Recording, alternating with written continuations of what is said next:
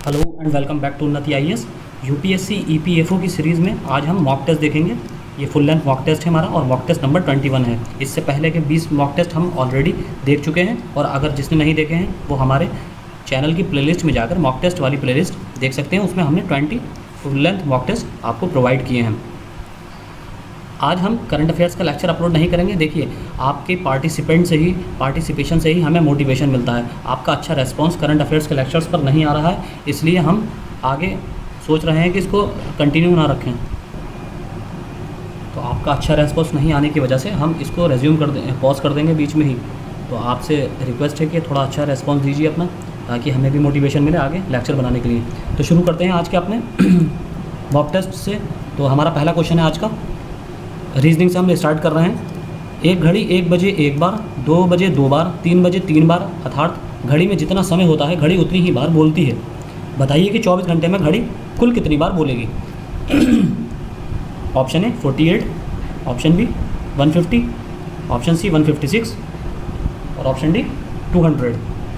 तो आपको बताना है कि घड़ी अगर 1 बजे 1 बार बोल रही है, 2 बजे 2 बार बोल रही है, 3 बजे 3 बार बोल रही है, तो 24 घंटे में कितनी बार बोलेगी। तो इसका सही आंसर है option C 156 is the right answer. अगला क्वेश्चन हमारा क्वेश्चन नंबर 2, ईशान का जन्मदिन शुक्रवार 10 मार्च को है।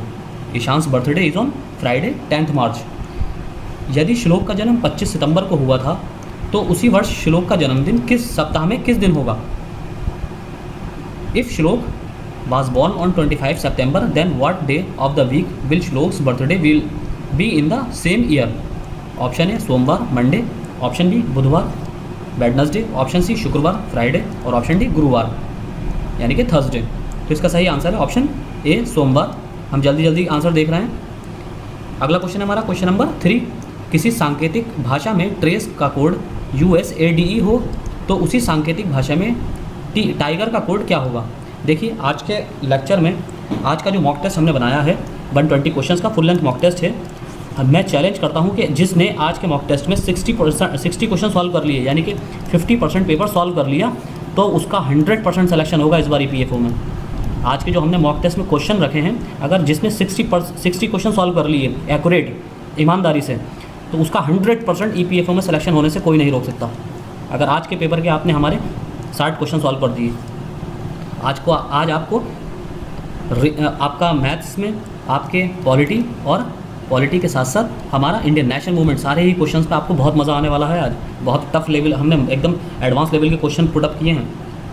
अगला क्वेश्चन इसका ऑप्शन है option A UJHFS, option B UIHES, option C UOHIS और ऑप्शन डी SEHIU। तो इसको आप ABCD लिखकर सॉल्व कर सकते हैं। तो इसका सही answer option B UIHES is the right answer. अगला क्वेश्चन हमारा क्वेश्चन नंबर 4, किसी सांकेतिक भाषा में गुड्डा बुका का अर्थ क्लियर वाटर, पिन गोले का अर्थ ओवरकास्ट स्काई और पिन साफ बुका का अर्थ क्लियर ब्लू स्काई हो तो उसी सांकेतिक भाषा में ब्लू का सांकेतिक कोड क्या है।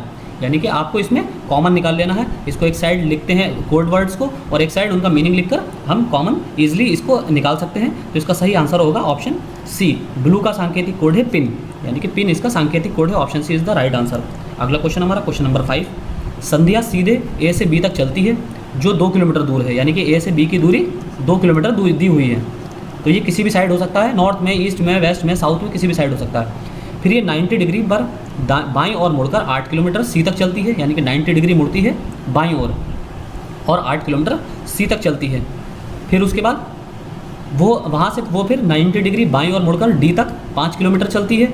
फिर वहाँ से 90 डिग्री पर बाएं मुड़कर 8 किलोमीटर ई तक चलती है। तो ए से ई कितनी दूरी पर है। तो आपको ये बताना है कि ए से ई कितनी दूरी पर है। तो ये बहुत इजी सा क्वेश्चन होता है, बस थोड़ा टाइम टेकिंग कंज्यूमिंग होता है, लेकिन बहुत इजी क्वेश्चन होते हैं इस तरह के। तो इसका option B is the right answer, 3 kilometre is the right answer. अगला क्वेश्चन हमारा क्वेश्चन नंबर 6, प्रश्न संख्या 6 से 10 तक। तो आपको ये कुछ कोड वर्ड्स दिए गए हैं, कोडिंग दी गई है। तो इसी के आधार पर अगले 6 से लेकर 10वां क्वेश्चन नंबर 10 तक इसी के आधार पर क्वेश्चन है। यदि A+B का अर्थ है A B का पिता है, A × B का अर्थ है A B की बहन है, A $B का अर्थ है A B की पत्नी है, A% B का अर्थ है A B की माता है और A/B का अर्थ है A B का पुत्र है।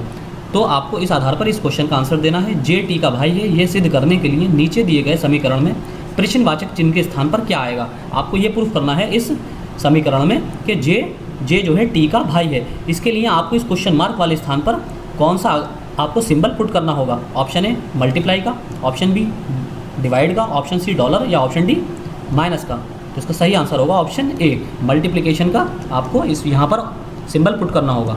अगला क्वेश्चन है क्वेश्चन नंबर 7।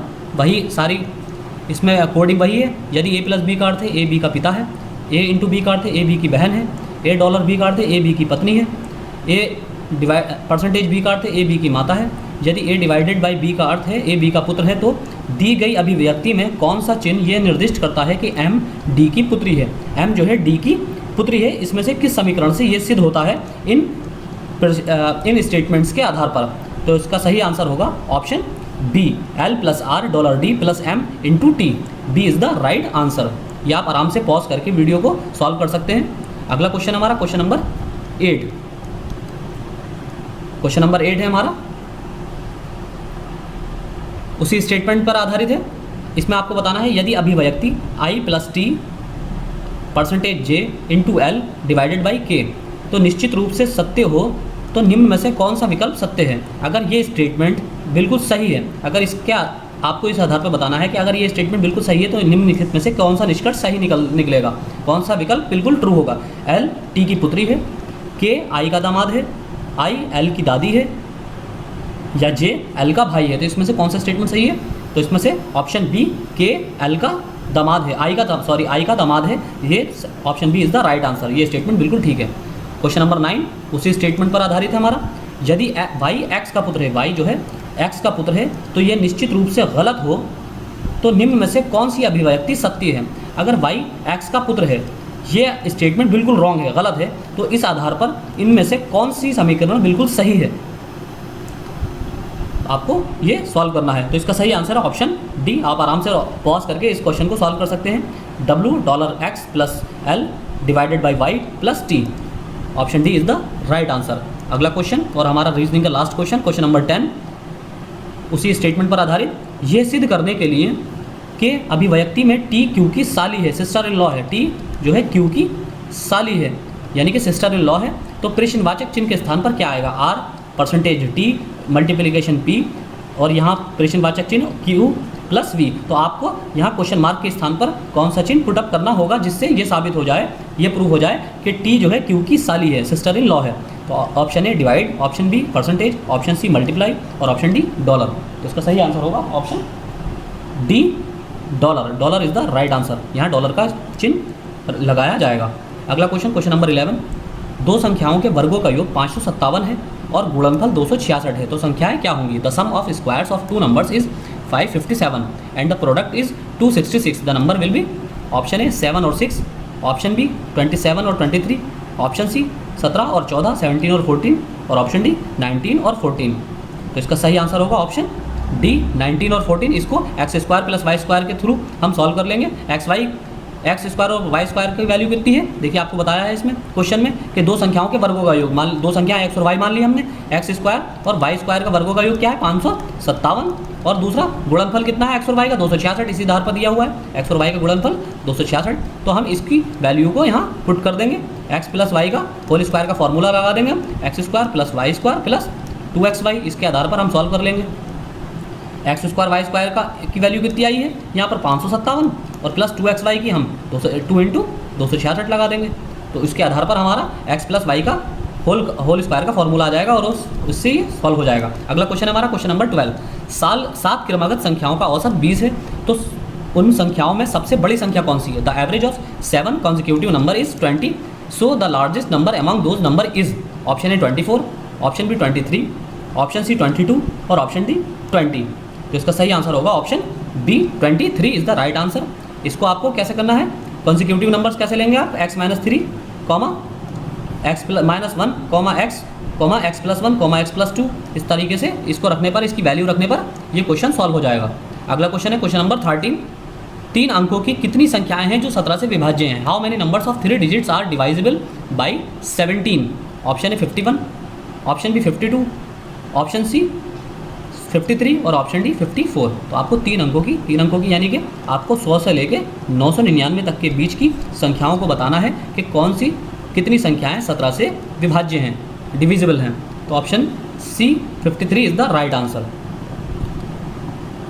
अगला क्वेश्चन है क्वेश्चन नंबर 14, यदि m एक संख्या है तो m स्क्वायर माइनस 1 गुणनफल है दो क्रमिक, आगे आपको बताना सेंटेंस पूरा करना है। 29 is a if m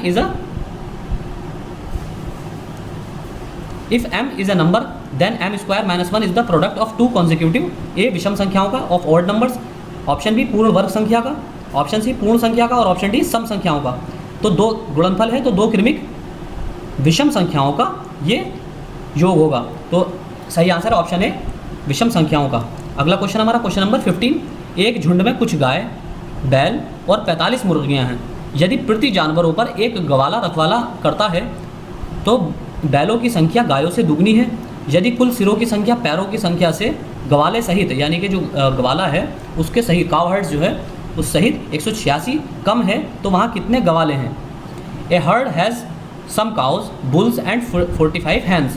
One cow herd guards every 15 animals.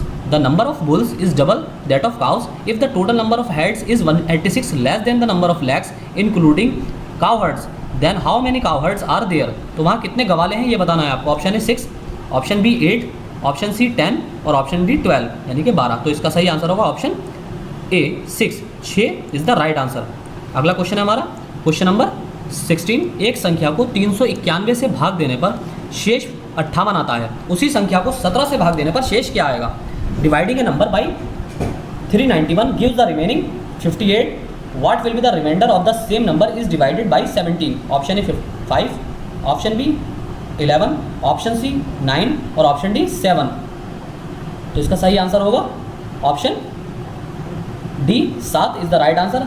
इसमें हम भाज्य x मान लेंगे और भाज्य बराबर भाजक इंटू भागफल प्लस शेषफल, इससे ये क्वेश्चन सॉल्व हो जाएगा। अगला क्वेश्चन हमारा क्वेश्चन नंबर 17, एक कूलर 5 किस्तों में बेचा गया, हर किस्त पूर्ववर्ती किस्त से दोगुनी है, यानी कि एक कूलर जो है उसको 5 इंस्टॉलमेंट में x प्लस 1 या x 2x इस तरीके से बेचा गया और पूर्ववर्ती किस्त से दुगनी है। हर किस्त जो है पूर्ववर्ती किस्त से दुगनी है, यानी कि एक x हो गई पहली किस्त, अगली किस्त क्या हो गई 2x, उसकी अगली किस्त क्या हो गई 4x, फिर उसकी अगली किस्त क्या होगी 8x, इस तरीके से दुगनी हो जाएगी फिर 16x। इस तरीके से पूर्ववर्ती किस्त से दुगनी है। यदि पहली किस्त 300 रुपये है, यदि पहली किस्त 300 रुपये है तो कूलर की कीमत क्या है। तो आपको इस तरह इसको सॉल्व कर लेना है, बहुत ईजी है। तो इसका सही answer option C 9300 is the right answer.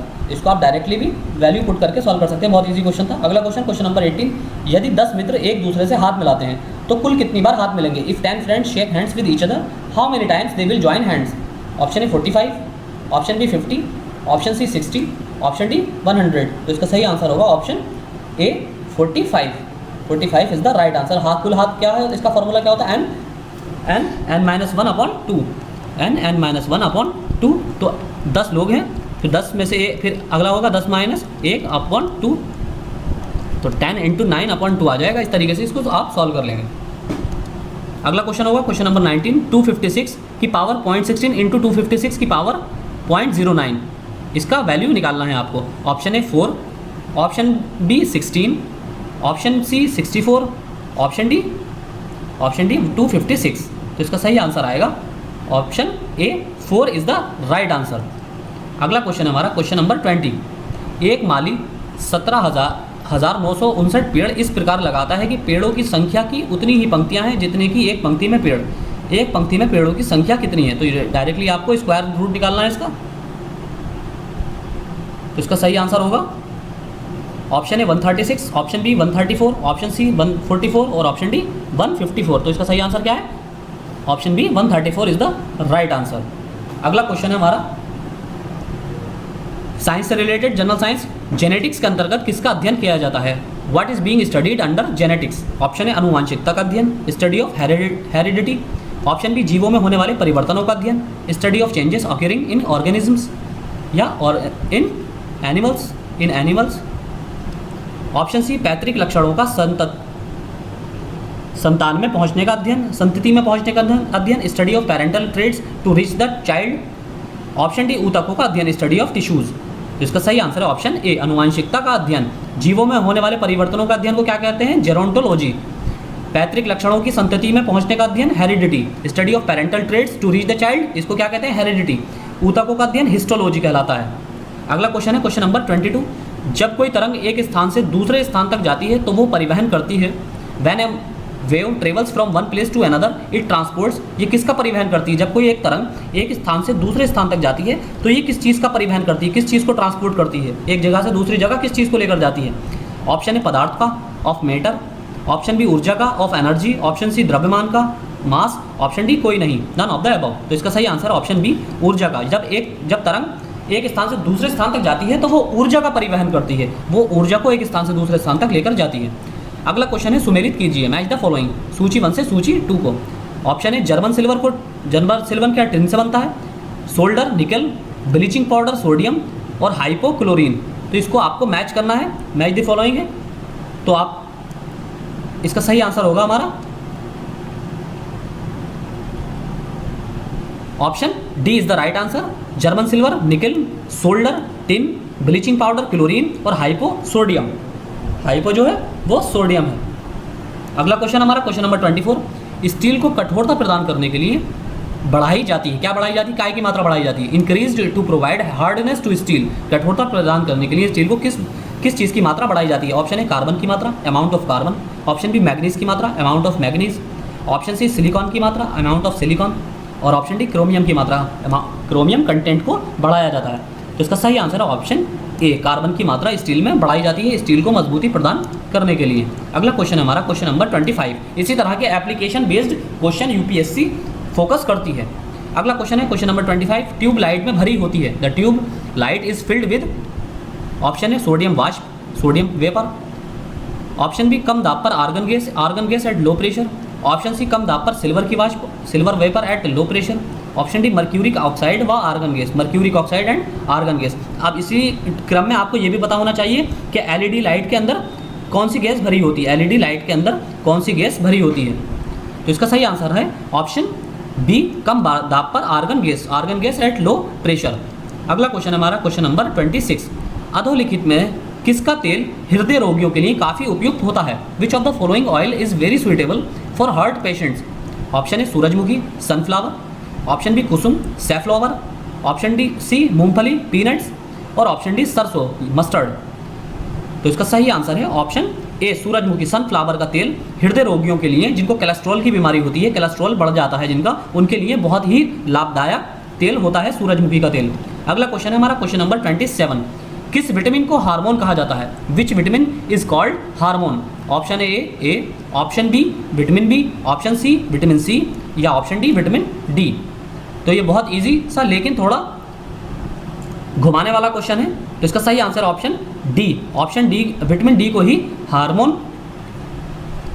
Vitamin hormone कहा जाता है। जैसे इसमें पूछा गया है ना किस विटामिन को हार्मोन कहा जाता है, तो विटामिन डी को ही हार्मोन के रूप में भी जाना जाता है। उसकी वजह यह है कि विटामिन डी जो है हमारा, वो हमारे शरीर के अंदर ही जनरेट होता है, प्रोडक्शन होता है सूरज की रोशनी में। जब हम दूध पीकर या दूध पीने से और सूरज की रोशनी लेने से, सुबह की दिन की एकदम मॉर्निंग की आपको सूरज की किरणें लेने से ये विटामिन डी का जो प्रोडक्शन होता है वो शरीर के अंदर ही हो जाता है। जबकि बाकी सारे जितने भी विटामिन हैं वो आपको इंग्रेडिएंट्स के तौर पर बाहर से लेना पड़ते हैं, कच्ची सब्जियों के तौर पर आपको लेना पड़ते हैं। जबकि विटामिन डी अंदर ही बॉडी जनरेट कर लेती है दूध की उपस्थिति में या सूरज की किरणों की उपस्थिति में। अगला क्वेश्चन हमारा क्वेश्चन नंबर 28। सुमेलित कीजिए, मैच द फॉलोइंग। फेदोमीटर, वायुमंडलीय दाब, ये सारे एक साइड हमारे मापन यंत्र लिखे हैं और दूसरी साइड हम जिस चीज़ को मापते हैं उनको आपको मैच करना है। बैरोमीटर, क्या इससे वायुमंडलीय आर्द्रता को नापा जाता है? हाइग्रोमीटर, क्या इससे ऊंचाई को नापा जाता है? अल्टीमीटर, क्या इससे समुद्र की गहराई को नापा जाता है? तो देखिए ऑप्शन ए जो है फेदोमीटर समुद्र की गहराई मापने के लिए होता है। अगर आप ए को 4 से मैच कर देंगे तो ए का ऑप्शन 4 है, तो आपने ये दो ऑप्शन तो एलिमिनेट हो गए। इसके बाद आपका हाइग्रो, जहाँ हाइग्रो की बात आएगी वहाँ इसका मतलब पानी की बात हो रही है। और अल्टीमीटर, अल्टीट्यूड की बात हो रही है, यानी कि ऊंचाई की बात हो रही है। तो ऑप्शन डी का 3 हो जाएगा। तो option B is the right answer. Option B is the right answer. Fathometer समुद्र की गहराई, बैरोमीटर वायुमंडलीय दाब, हाइग्रोमीटर वायुमंडलीय आर्द्रता और अल्टीमीटर ऊंचाई।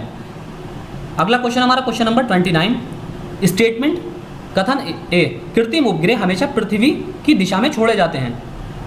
Artificial satellites are always put in the earth direction. Option कारण यानी कि रीजन, पृथ्वी पूर्व से पश्चिम की ओर चक्कर लगाती है और इसलिए उपग्रह को निकास वेग मिलता है। Reason R, earth rotates from east to west and hence satellite gets exit velocity. Option A R दोनों सही हैं और आर ए का सही स्पष्टीकरण है। ऑप्शन बी, ए आर दोनों सही हैं और आर ए का सही स्पष्टीकरण नहीं है।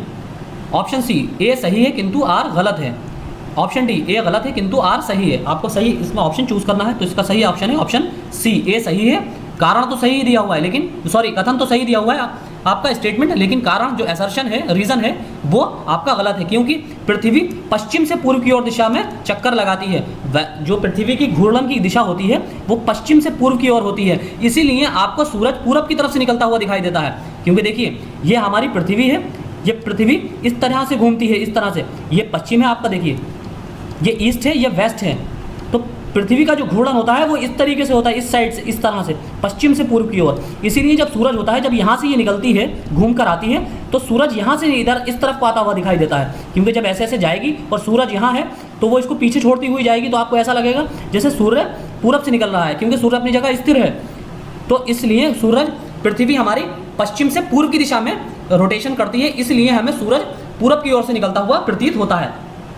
तो option C is the right answer. A statement A सही है, लेकिन आर रीजन जो है इसका गलत है। अगला क्वेश्चन है क्वेश्चन नंबर 30। ठंडे प्रदेशों में जहां तापमान 0 डिग्री सेंटीग्रेड तक चला जाता है, वहां किसान अपनी फसलों को बचाने के लिए खेतों को पानी से भर देते हैं, क्यों? In cold regions where the temperature falls up to 0 degree centigrade, farmers fill the fields with water to save their crops because. ये साइंस पर बेस्ड क्वेश्चन है। ऑप्शन ए, जल ठंडे प्रदेशों में प्रचुरता में पाया जाता है।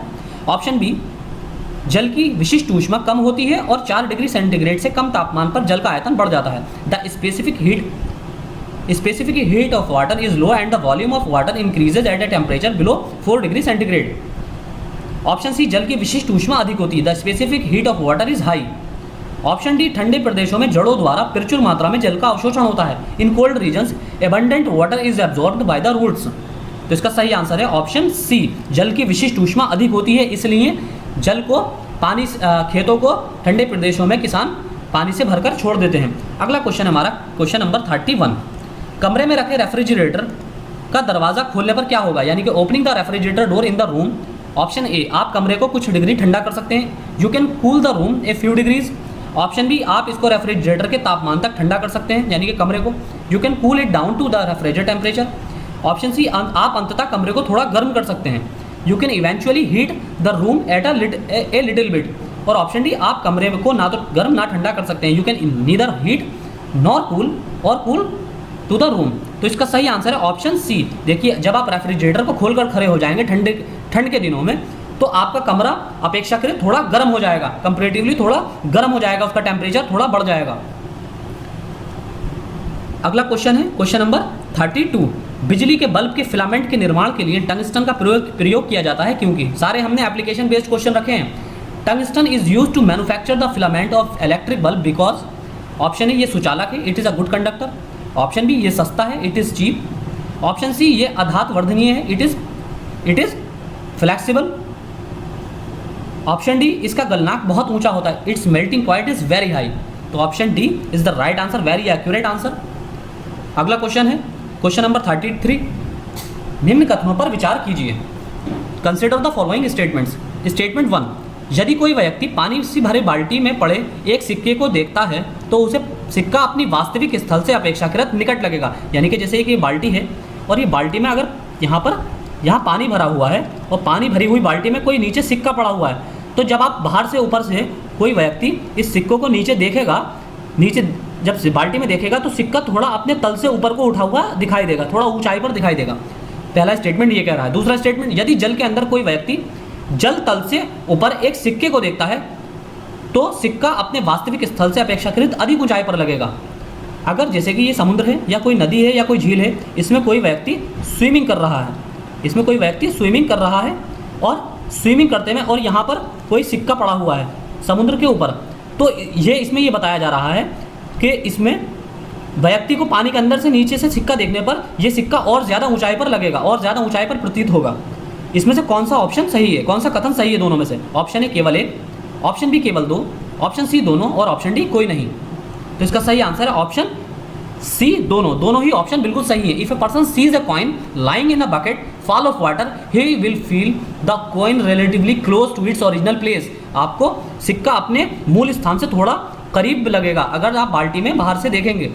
और इसी तरह if someone inside the water sees a coin above the water level the coin will be placed at a higher height than its actual place. जब अगर आप समुद्र के लेवल में या पानी की झील में या नदी में तैरते हुए, पानी के अंदर तैरते हुए किसी सिक्के को देखेंगे नीचे से ऊपर की तरफ, तो आपको सिक्का और ज़्यादा ऊंचाई पर प्रतीत होगा। प्रतीत होगा, दिखेगा नहीं, प्रतीत होगा। अगला क्वेश्चन, क्वेश्चन नंबर 34, निम्नलिखित में से किस अम्ल में ऑक्सीजन नहीं है? Which of the following acid does not have oxygen? Option है नाइट्रिक अम्ल, ऑप्शन बी सल्फ्यूरिक अम्ल, ऑप्शन सी हाइड्रोक्लोरिक अम्ल और ऑप्शन डी उपरोक्त सभी। तो इसका सही answer option C hydrochloric acid, इसमें ऑक्सीजन नहीं होती है। अगला क्वेश्चन है क्वेश्चन नंबर 35, टेलीकास्ट किसे कहते हैं? What is telecast? Option A telephone की बातचीत को टीवी के पर्दे पर फ्लैश करना, to flash on TV screen of telephone conversation. Option B संदेश की विषय वस्तु को टेलेक्स मशीन पर मुद्रित करना, printing the contents of the message on the telex machine. Option C STD code के बिना स्थानीय टेलीफोन को बाहर के टेलीफोनों के साथ संयोजित करना, connecting the local telephone with the outside telephone without STD code. Option D समाचार और सूचना की विषय वस्तु को टीवी के पर्दे पर फ्लैश करना, TV content and news content flash on screen. तो इसका सही आंसर है ऑप्शन डी समाचार और सूचना की विषय वस्तु को टीवी के पर्दे पर फ्लैश करना। अगला क्वेश्चन, क्वेश्चन नंबर 36, कंप्यूटर को जब चालू किया जाता है तो कंप्यूटर जो स्थायी निर्देश का प्रयोग करता है एवं जो दूसरे निर्देशों द्वारा परिवर्तित नहीं किया जा सकता वो किसमें निहित होता है? When the computer is turned on the computer which uses permanent instruction and which can not be changed by other instruction is contained इन।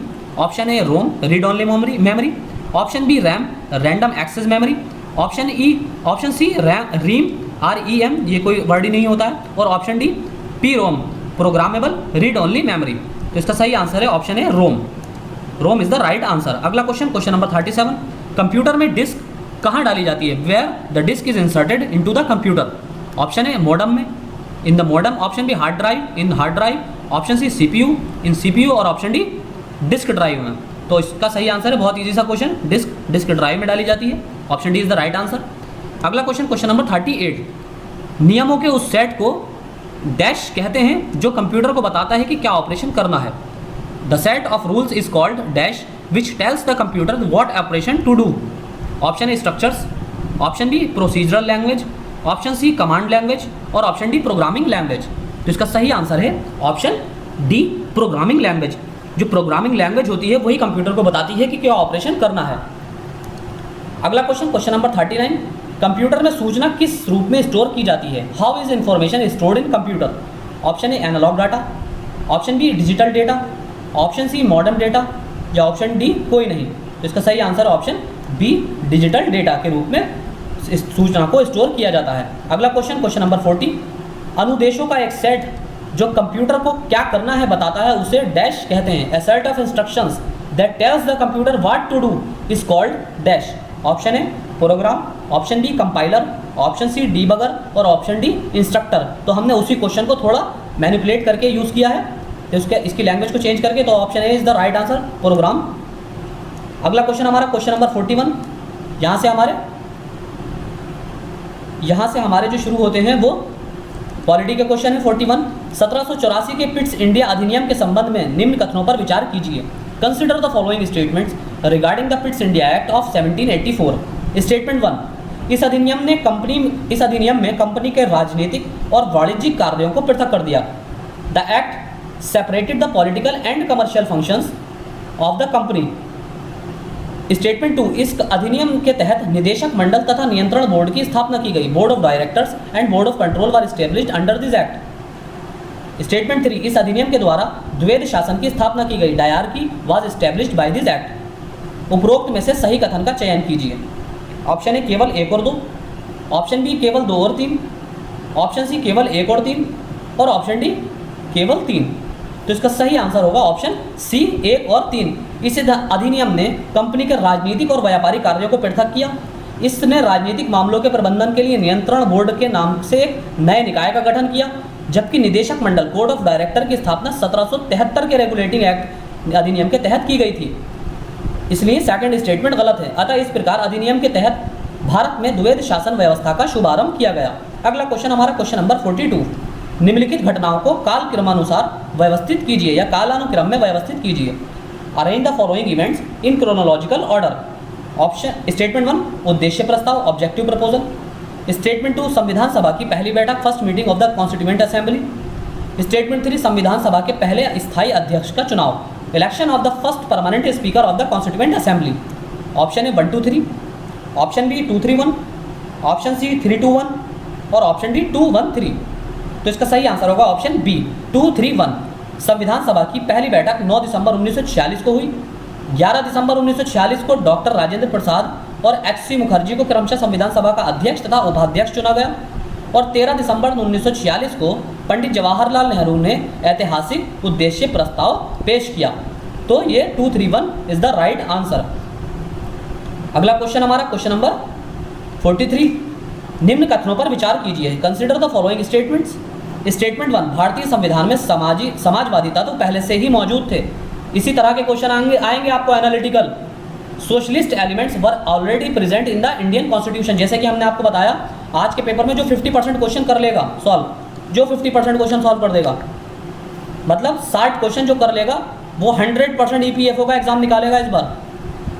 तो आपको आज ये बहुत ध्यान से सॉल्व करने हैं क्वेश्चन। भारतीय संविधान में समाजवादी तत्व पहले से ही मौजूद थे। Socialist elements were already present in the Indian constitution. Statement 2 भारतीय गणतंत्र प्रत्यक्ष लोकतंत्र का उदाहरण है। Indian Republic is an example of direct democracy. Statement 3 भारतीय संविधान 3 प्रकार के न्याय की बात करता है। The Indian constitution talks about the 3 types of justice. Option 4 statement 4 बंधुत्व शब्द भारतीय संविधान की प्रस्तावना में शुरू से शामिल है। The term fraternity is included in preamble of the Indian constitution from the beginning. सही कथन इसमें चुनना है हमें। ऑप्शन ए केवल 1 और 2 ओनली 1 and 2। ऑप्शन बी केवल 2 और 3 2 and 3 ओनली।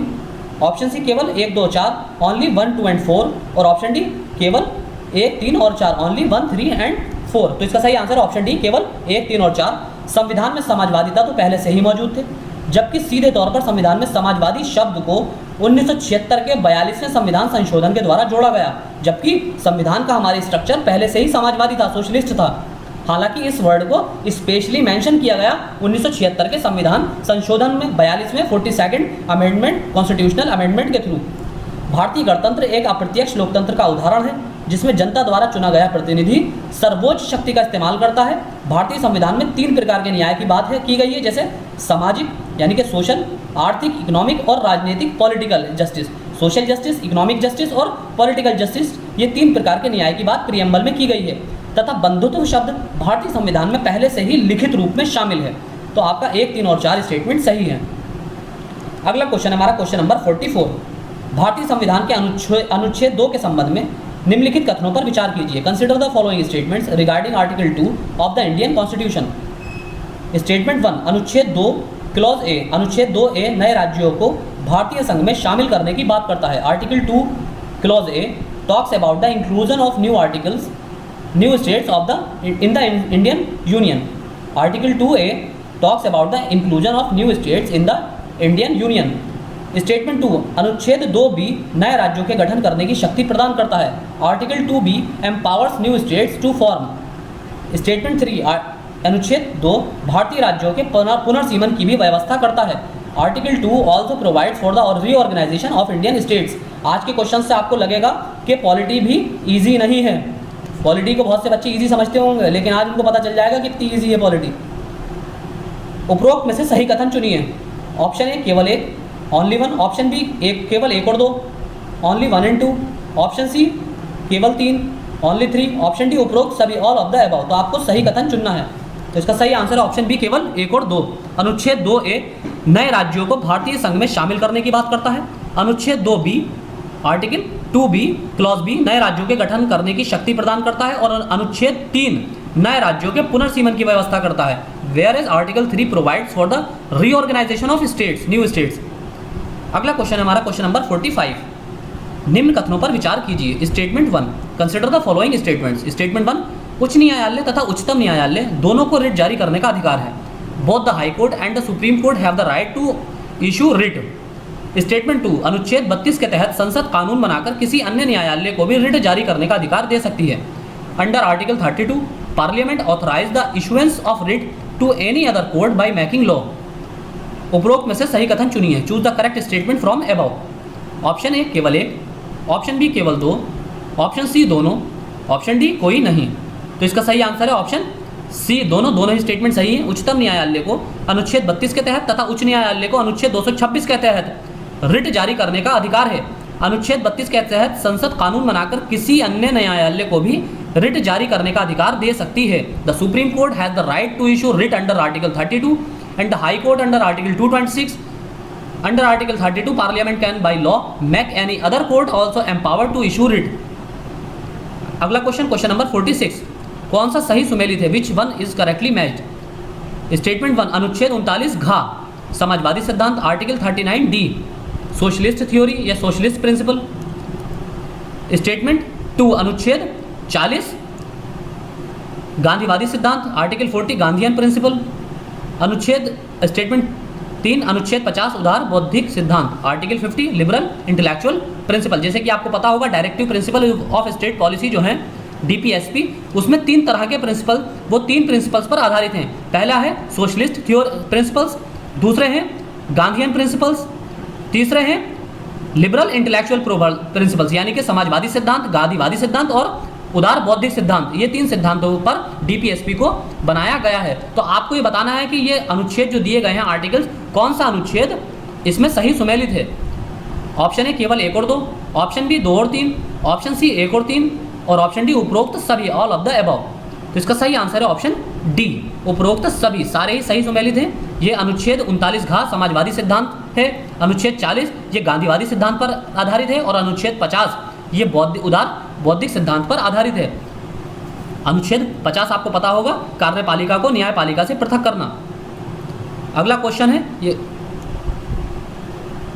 Question number 47। निम्न में से कौन सा निर्णय मौलिक अधिकारों से संबंधित है? Which of the following decision is related to fundamental rights? Statement 1, Champakam Dorairajan मामला 1951, चंपाकम दुराइजन केस 1951 1951। स्टेटमेंट 2, गोलकनाथ मामला 1966 1967, गोलकनाथ केस 1966। और तीसरा है मिनर्वा मिल्स मामला 1980। ऑप्शन ए केवल 1 और 2, ऑप्शन बी केवल 3, ऑप्शन सी केवल 1 और 3 और ऑप्शन डी उपरोक्त सभी, ऑल ऑफ द अबव। तो आपको बताना है कि कौन सा इसमें केस, कौन सा मामला, कौन सा निर्णय मौलिक अधिकारों से संबंधित है। तो ये सारे ही मौलिक अधिकारों से संबंधित हैं। Option D is the right answer.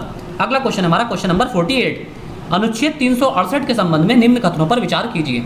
Consider the following statements regarding article 368। Statement 1, संविधान संशोधन से संबंधित विधेयक को केवल मंत्री द्वारा पूरा स्थापित किया जा सकता है।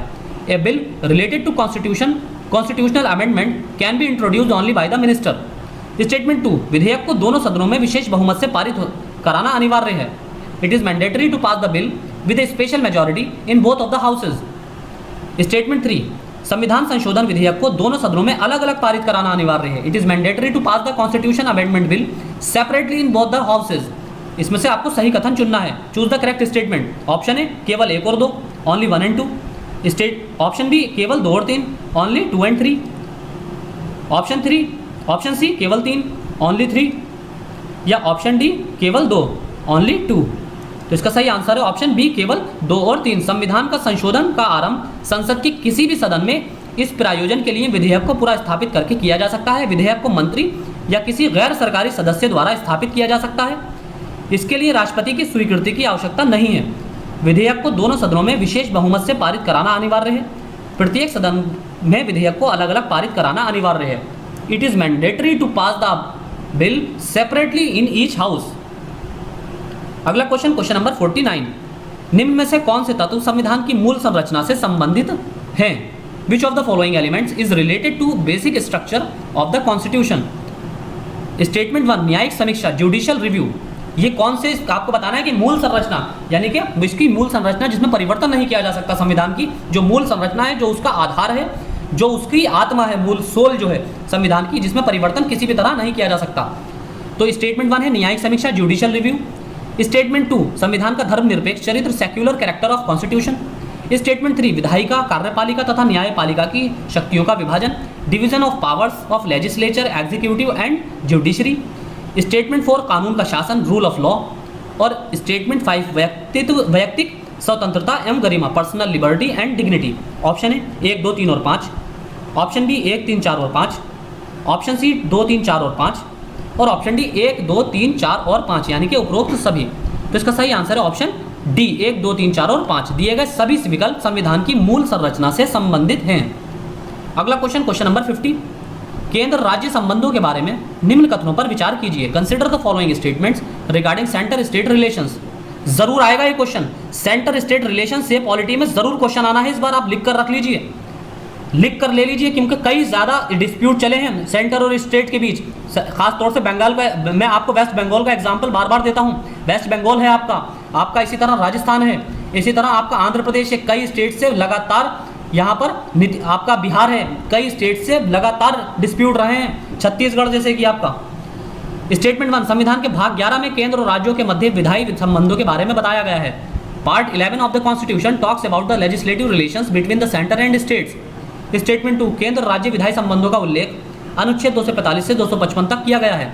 Centre state legislative relations are mentioned in article 245 to 255।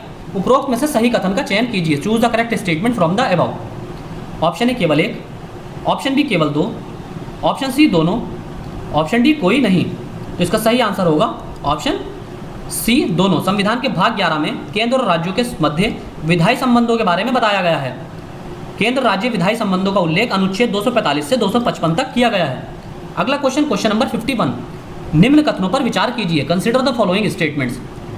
Statement 1 जब अनुच्छेद 358 लागू होता है तो अनुच्छेद 19 स्वतः ही निलंबित हो जाता है। When article 358 comes into force, article 19 is automatically suspended. Statement 2 अनुच्छेद 359 के लागू होने पर मूल अधिकारों के निलंबन के लिए अलग से घोषणा की जाती है। ए separate declaration is made for the suspension of the fundamental rights on the enforcement of article 359। सही कथन का चयन कीजिए। Choose the correct statement from above. Option A केवल 1, ऑप्शन बी केवल 2, ऑप्शन सी दोनों, ऑप्शन डी कोई नहीं। तो इसका सही आंसर है ऑप्शन सी दोनों। अनुच्छेद 358 केवल अनुच्छेद 358 केवल अनुच्छेद 19 स्वतः ही निलंबित हो जाता है, जबकि अनुच्छेद 359 उन सभी मूल अधिकारों से संबंधित है जिनका राष्ट्रपति के आदेश द्वारा निलंबन होता है। अगला क्वेश्चन, क्वेश्चन नंबर 52। राष्ट्रपति पर महाभियोग के संबंध में निम्न कथनों पर विचार कीजिए। Consider the following statements regarding impeachment of the president. Statement 1 जिस सदन द्वारा महाभियोग लगाया गया है उसके आधे सदस्य द्वारा हस्ताक्षर होना चाहिए। Must be signed by half of the member of the house where impeachment has been done, यानी कि impeachment has been started. Statement 2 महाभियोग का प्रस्ताव दोनों सदनों द्वारा 2/3 बहुमत से पारित होना चाहिए। The motion for impeachment should be passed by both of the houses with a 2/3 majority. Statement 3 राष्ट्रपति को 14 दिन का नोटिस देना चाहिए। 14 days notice should be given to the president. उपरोक्त में से सही कथन चुनिए। Choose the correct statement from above. Option A केवल 1 और 2 ओनली 1 and 2, ऑप्शन बी केवल 2 और 3 ओनली 2 and 3, ऑप्शन सी केवल 1 और 3 ओनली 1 and 2 1 and 3 और ऑप्शन डी उपरोक्त सभी ऑल ऑफ द अबव। तो इसका सही आंसर होगा ऑप्शन बी केवल 2 और 3। महाभियोग के आरोप संसद के किसी भी सदन में प्रारंभ किया जा सकता है। इन आरोपों को सदन के 1/4 सदस्यों के हस्ताक्षर होना, जिस सदन ने आरोप लगाया है वहां उस सदन के 1/4 सदस्यों के हस्ताक्षर होना चाहिए। राष्ट्रपति को 14 दिन का नोटिस देना चाहिए। महाभियोग का प्रस्ताव 2/3 बहुमत से पारित होने के पश्चात दूसरे सदन में भेजा जाता है, यानी कि जिस सदन ने पहले आरोप लगाया है उस सदन के आरोप लगाने पर यानी कि 1/4 सब सदस्यों के सिग्नेचर हो जाते हैं, तभी उस सदन में कार्यवाही आगे प्रारंभ की जाती है और फिर 2/3 बहुमत से उस सदन में उसको पारित होना चाहिए, तभी वो दूसरे सदन में जाएगा। यदि दूसरा सदन इन आरोपों को सही पाता है और महाभियोग प्रस्ताव को 2/3 बहुमत से पारित करता है तो राष्ट्रपति का विधेयक पारित होने की तिथि से उसके पद से हटना होगा। अगला क्वेश्चन है क्वेश्चन नंबर 53। प्रधानमंत्री की शक्तियों के संबंध में निम्न में से सही कौन सा कथन सही नहीं है? Which of the following statements regarding the powers of the prime minister is not correct? Option A वो राष्ट्रपति को संसद का सत्र आहूत करने और सत्र अवसान करने संबंधी परामर्श देता है। He advises the president to convene and prorogate the session of the parliament. इस ऑप्शन बी, वो किसी भी समय लोकसभा को विघटित करने की सिफारिश राष्ट्रपति से कर सकता है। He can at any time recommend to the president to dissolve the Lok Sabha. Option C, वो मंत्रियों को विभिन्न मंत्रालय आवंटित करता है तथा उनमें फेरबदल करता है। He allocates various ministries to the ministers and alters them. Option D, वो क्षेत्रीय परिषदों की अध्यक्षता करता है। He chairs the regional councils. तो आपको बताना है कौन सा कथन सही नहीं है। तो इसका सही आंसर है ऑप्शन डी, वो क्षेत्रीय परिषदों की अध्यक्षता नहीं करता, बल्कि केंद्रीय गृह मंत्री द्वारा क्षेत्रीय परिषदों की अध्यक्षता की जाती है, होम मिनिस्टर द्वारा, रीजनल जो काउंसिल्स होती हैं। अगला क्वेश्चन है क्वेश्चन नंबर 54। संसद द्वारा बनाए गए जन प्रतिनिधित्व अधिनियम 1951 के द्वारा निम्न में से कौन सा कथन निर्हरता के संबंध में सही नहीं है? Which of the following statement is not correct with respect to disqualification by the representation of the people act 1951 made by the parliament. Option A, व्यक्ति चुनाव अपराध या चुनाव में भ्रष्ट आचरण के तहत दोषी करार ना दिया गया हो। The person has not been convicted under election offence और corrupt conduct in election. Option B, किसी व्यक्ति को किसी अपराध में 2 वर्ष या उससे अधिक की सजा ना हुई हो, परंतु प्रतिबंधात्मक निषेध विधि के अंतर्गत किसी व्यक्ति का बंदीकरण निर्हरता नहीं है। The person has not been sentenced to 2 years or more in any crime, but the detention of any person is not a disqualification under the restrictive prohibition law। अगला क्वेश्चन ऑप्शन सी, वो व्यक्ति निगम के लाभ के पद या निदेशक या प्रबंध निदेशक के पद पर ना हो जिसमें सरकार की 10% हिस्सेदारी हो। The person should not hold post of profit और द पोस्ट ऑफ डायरेक्टर और managing director in the corporation in which the government has 10% stake. Option D, इसे भ्रष्टाचार या निष्ठाहीन होने के कारण सरकारी सेवाओं से बर्खास्त ना किया गया हो। He should not have been dismissed from government services due to corruption और डिसलॉयलिटी। तो आपको बताना है कि कौन सा कथन जन प्रतिनिधित्व अधिनियम 1951 के संबंध में सही नहीं है। तो इसका सही आंसर है ऑप्शन सी, जहां जिस कॉर्पोरेशन में या जिस निगम में सरकार की 25% या इससे अधिक की हिस्सेदारी हो उसका सदस्य उस व्यक्ति को नहीं होना चाहिए, जबकि ऑप्शन में दिया हुआ था 10%। 10% की लिमिट नहीं है बल्कि 25% की लिमिट दी गई है। अगला क्वेश्चन है क्वेश्चन नंबर 55। लोक लेखा समिति के संबंध में निम्न में से सही कथन चुनिए। निम्न कथनों पर विचार कीजिए। Consider the following statement regarding public accounts committee. Statement 1, इस समिति का गठन पहली बार 1921 में हुआ था। This committee was formed in 1921। Statement 2, इस समिति में कुल 30 सदस्य होते हैं। There are total 30 members in this committee. Statement 3, इसमें 22 सदस्य लोकसभा से तथा 8 सदस्य राज्यसभा से होते हैं। It consist of 22 members from Lok Sabha and 8 members from Rajya Sabha. Statement 4, सदस्यों का कार्यकाल 5 वर्ष का होता है। The tenure of members is 5 years। आपको सही कथन चुनना है। ऑप्शन ए केवल 1 और 2, 1 and 2 ओनली। ऑप्शन बी केवल 2 और 3 और 4, ओनली 2, 3 and 4। ऑप्शन सी केवल 1, 2 और 3, ओनली 1, 2 and 3। और ऑप्शन डी केवल 1, ओनली 1। तो इसका सही आंसर है ऑप्शन डी, केवल 1। इस समिति का गठन पहली बार 1921 में हुआ था। पहली बार 1921 में हुआ था। वर्तमान में इसमें 22 सदस्य हैं, 15 लोकसभा से तथा 7 राज्यसभा से। इसका चुनाव समानुपातिक प्रतिनिधित्व प्रणाली के सिद्धांत पर किया जाता है। सभी सदस्यों का कार्यकाल 1 वर्ष का होता है। किसी भी मंत्री को समिति का सदस्य नहीं बनाया जा सकता। तो ये इसका option D is the right answer. अगला क्वेश्चन, क्वेश्चन नंबर 56। विधानसभा के गठन के संबंध में निम्नलिखित कथनों पर विचार कीजिए। Consider the following statement regarding the constitution of the legislative assembly. Option statement 1, इसकी अधिकतम संख्या 500 तथा न्यूनतम संख्या 60 तय की गई है। It's maximum number has been fixed 500 and the minimum number 60। Statement 2, Sikkim के मामले में यह संख्या 30 तय की गई है। In the case of Sikkim this number has been fixed at 30। Statement 3, Mizoram के मामले में यह संख्या 46 तय की गई है। In the case of Mizoram this number has been fixed at 46। सही कथन का चयन कीजिए। Choose the correct statement. Option A केवल 1 और 2, 1 and 2। ऑप्शन बी केवल 2 और 3, ओनली 2 and 3। ऑप्शन सी केवल 1 और 3, ओनली 1 and 3। और ऑप्शन डी उपरोक्त सभी, ऑल ऑफ द अबव। तो इसका सही आंसर है ऑप्शन ए, केवल 1 और 2। विधानसभा की अधिकतम संख्या 500 तथा न्यूनतम 60 तय की गई है। हालांकि अरुणाचल प्रदेश, सिक्किम और गोवा के मामले में ये 30 तय की गई है। मिजोरम और नागालैंड के मामले में क्रमशः 40 और 46, यानी कि मिजोरम में 40 और नागालैंड में 46 तय की गई है। और इसके अलावा सिक्किम और नागालैंड के कुछ सदस्य अप्रत्यक्ष रूप से भी चुने जाते हैं। अगला क्वेश्चन, क्वेश्चन नंबर 57। जिला न्यायाधीश बनने के लिए निम्न में से कौन सी योग्यता का होना आवश्यक है? टू बिकम अ डिस्ट्रिक्ट जज विच of the following qualification is necessary. Statement 1, वो व्यक्ति केंद्र या राज्य सरकार में किसी सरकारी सेवा में कार्यरत ना हो। The person should not be working in any government service in the central और स्टेट गवर्नमेंट। स्टेटमेंट 2, उसे कम से कम 7 वर्ष का अधिवक्ता का अनुभव हो। He should have at least 7 years experience as a lawyer. Statement 3, राज्यपाल की दृष्टि में वो व्यक्ति प्रख्यात न्यायविद हो। In the eyes of governor, in the opinion of governor, that person should be a famous jurist. उपरोक्त में से सही कथन का चयन कीजिए। Choose the correct statement from above. Option A केवल 1 और 2, ओनली 1 and 2। ऑप्शन बी केवल 2 और 3, ओनली 2 and 3। ऑप्शन सी केवल 1 और 3, ओनली 1 and 3। और ऑप्शन डी उपरोक्त सभी। तो इसका सही आंसर है ऑप्शन ए केवल 1 और 2। जिला न्यायाधीश बनने के लिए व्यक्ति में निम्न योग्यताएं होनी चाहिए। वो केंद्र या राज्य सरकार की सेवाओं में कार्यरत ना हो। दूसरा, उसे कम से कम 7 वर्ष का अधिवक्ता का अनुभव हो। He should have at least 7 year experience as a lawyer. और तीसरा, उच्च न्यायालय ने उसकी नियुक्ति की सिफारिश की हो। द हाई कोर्ट में हैव रिकमेंड हिज अपॉइंटमेंट। अगला क्वेश्चन नंबर 58। निम्न में से कौन सा कथन बलवंत राय मेहता समिति की सिफारिशों के संबंध में सही नहीं है? Which of the following statement is not correct in relation to the recommendation of Balwant Rai Mehta committee?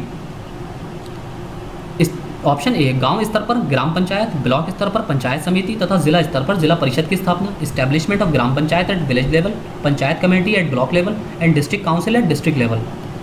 Option B, ग्राम पंचायत तथा पंचायत समिति का गठन प्रत्यक्ष चुनाव द्वारा तथा जिला परिषद का गठन अप्रत्यक्ष चुनाव द्वारा होना चाहिए।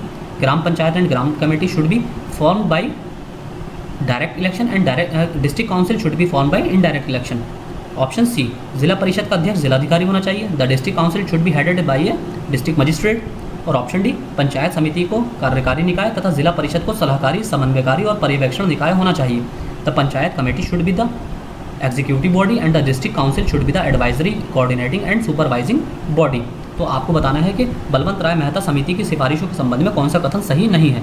तो इसका सही आंसर है ऑप्शन बी, ग्राम पंचायत तथा पंचायत समिति का गठन प्रत्यक्ष चुनाव द्वारा तथा जिला परिषद का गठन अप्रत्यक्ष चुनाव द्वारा होना चाहिए। जबकि बलवंत राय समिति ने यह सिफारिश की थी कि ग्राम पंचायत का गठन प्रत्यक्ष चुनाव द्वारा, पंचायत समिति तथा जिला परिषद का गठन अप्रत्यक्ष रूप से चुने हुए सदस्यों द्वारा होना चाहिए। अगला क्वेश्चन है क्वेश्चन नंबर 59। सुमेलित कीजिए मैच द फॉलोइंग। सूची 1 से सूची 2। श्वेत कोशिकाएं, ग्लोबुलिन, बिम्बाणु, एरिथ्रोसाइट, लोहित कोशिकाएं, ल्यूकोसाइट और प्रोटीन थ्रोम्बोसाइट। तो आपको सही मैच करना है। तो इसका सही आंसर है ऑप्शन बी, श्वेत कोशिकाएं क्या कहलाती हैं? वाइट सेल ब्लड सेल्स क्या कहलाती हैं? कौन सी होती है? ल्यूकोसाइट। बिम्बाणु क्या होते हैं? थ्रोम्बोसाइट। लोहित कोशिकाएं आयरन सेल्स, एरिथ्रोसाइट्स। और प्रोटीन ग्लोबुलिन में प्रोटीन पाया जाता है। अगला क्वेश्चन नंबर 60। सुमेलित कीजिए। ये एक साइड है रोग का नाम यानी कि डिसीज नेम और दूसरी साइड प्रभावित अंग। इस तरह के क्वेश्चन आते हैं। हमने आपको बताया था जब साइंस का लेक्चर कराया था हमने कि कौन सी बीमारी से कौन सा अंग प्रभावित होता है। डायरिया, क्या इससे श्वसनांग प्रभावित होता है? ऑप्शन बी, एस्कैरियासिस, क्या इससे पाचन तंत्र प्रभावित होता है? ऑप्शन सी, क्षय रोग से क्या छोटी आंत प्रभावित होती है? और निमोनिया से क्या फेफड़े प्रभावित होते हैं? तो आपको ये दो तो ईजी है, इसमें आप आसानी से पता लगा सकते हैं। तो इसका सही आंसर है ऑप्शन बी, 2, 3, 4, 1। डायरिया से पाचन तंत्र यानी कि डाइजेस्टिव सिस्टम प्रभावित होता है। एस्कैरियासिस से छोटी आंत। ऑप्शन सी, क्षय रोग से फेफड़े प्रभावित होते हैं। और निमोनिया से श्वसनांग यानी कि ब्रोंचाइटिस हो जाता है। अगला क्वेश्चन हमारा क्वेश्चन नंबर 61। अब हमारे इंडियन नेशनल मूवमेंट यानी कि नेशन मॉडर्न हिस्ट्री से क्वेश्चन है। यहाँ से हमारे एक साइड आंदोलन है, दूसरी साइड क्षेत्र, उनका रीजन, मूवमेंट और रीजन। सत्यशोधक तमिलनाडु में, सत्यशोधक आंदोलन। ऑप्शन बी, अरविपुरम आंदोलन महाराष्ट्र में, केवरतास आंदोलन केरल में और नदार आंदोलन बंगाल में। तो आपको इसको मैच करना है, मैच द फॉलोइंग करना है। तो इसका सही आंसर है ऑप्शन ए, सत्यशोधक समाज जो था महाराष्ट्र में था और अरविपुरम केरल में, केवरतास बंगाल में और नदार तमिलनाडु में ये आंदोलन चलाए गए थे। अगला क्वेश्चन नंबर 62। एक साइड समाचार पत्र है, दूसरी साइड संपादक। हमने आपको बताया था इंडियन नेशनल मूवमेंट के टाइम में मॉडर्न हिस्ट्री में जितने भी हमारे समाचार पत्र हैं वहाँ से 1 या 2 क्वेश्चन आने की पूरी संभावना है। वहाँ से 1-2 क्वेश्चन जरूर पूछे जाएंगे। पहला है राष्ट्र गुफ्तार तिलक द्वारा, अमृत बाजार BC चटर्जी। तीसरा है बंग दर्शन शिशिर कुमार। और चौथा केसरी दादाभाई नौरोजी। दादाभाई नौरोजी केसरी जो था वो तिलक के द्वारा चलाया गया था। ये सभी को पता ही होगा। डी का तो पहला ही होगा, तो इसलिए B is the right answer. Option B is the right answer. Rast Goftar Dadabhai Naoroji द्वारा, अमृत बाजार शिशिर कुमार द्वारा, बंग दर्शन BC चटर्जी और केसरी तिलक के द्वारा चलाए गए समाचार पत्र थे। अगला क्वेश्चन नंबर 63। निम्न में से किसको इंडियन रिपब्लिकन आर्मी का किसने गठन किया था? Indian Republican Army. Who among the following form the Indian Republican Army? Option A Anil Rai, option B Surya Sen, option D Gyanendra Nath Basu, Gyanendra Nath Bose, और ऑप्शन डी सोहन सिंह भखाना। तो इसका सही आंसर है ऑप्शन बी, सूर्य सेन ने इंडियन रिपब्लिकन आर्मी का गठन किया था। अगला क्वेश्चन हमारा क्वेश्चन नंबर 64, टीटू मीर आंदोलन के संबंध में सही कथन चुनिए का चयन कीजिए। Select the correct statement regarding the Titu Mir movement. Statement 1, इसके नेतृत्वकर्ता मीर नाथर अली थे, it's leader was Mir Nathar Ali. Statement 2, फराजियों पर दाढ़ी कर लगाने के विरोध में यह आंदोलन हुआ था, there was this movement was held against the bearding of Farazis. Option A केवल एक, ऑप्शन बी केवल दो, ऑप्शन सी दोनों, ऑप्शन डी कोई नहीं।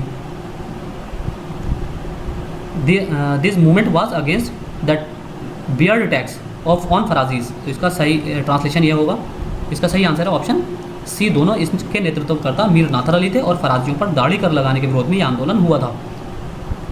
अगला क्वेश्चन नंबर 65, निम्न में से कौन सी रचना प्रेमचंद द्वारा लिखित नहीं है? Which of the following is not written by Premchand. तो ये आपको लग रहा होगा कि ये क्वेश्चन कैसे दे दिया, ये भी नेशनल मूवमेंट का ही पार्ट है, मॉडर्न हिस्ट्री के समय में ही लिखी गई थी।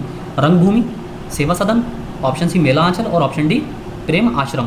तो आपको बताना है कौन सी रचना प्रेमचंद्र द्वारा लिखित नहीं है, बाकी 3 प्रेमचंद्र द्वारा लिखी गई हैं। तो इसका सही आंसर ऑप्शन सी मेला आंचल। रंगभूमि 1924, सेवा सदन 1919 और प्रेम आश्रम 1924 में लिखी गई। प्रेमचंद्र द्वारा लिखित रचनाएं हैं। मेला आंचल किसके द्वारा लिखी गई थी? फणीश्वर नाथ रेणु द्वारा लिखित उपन्यास है।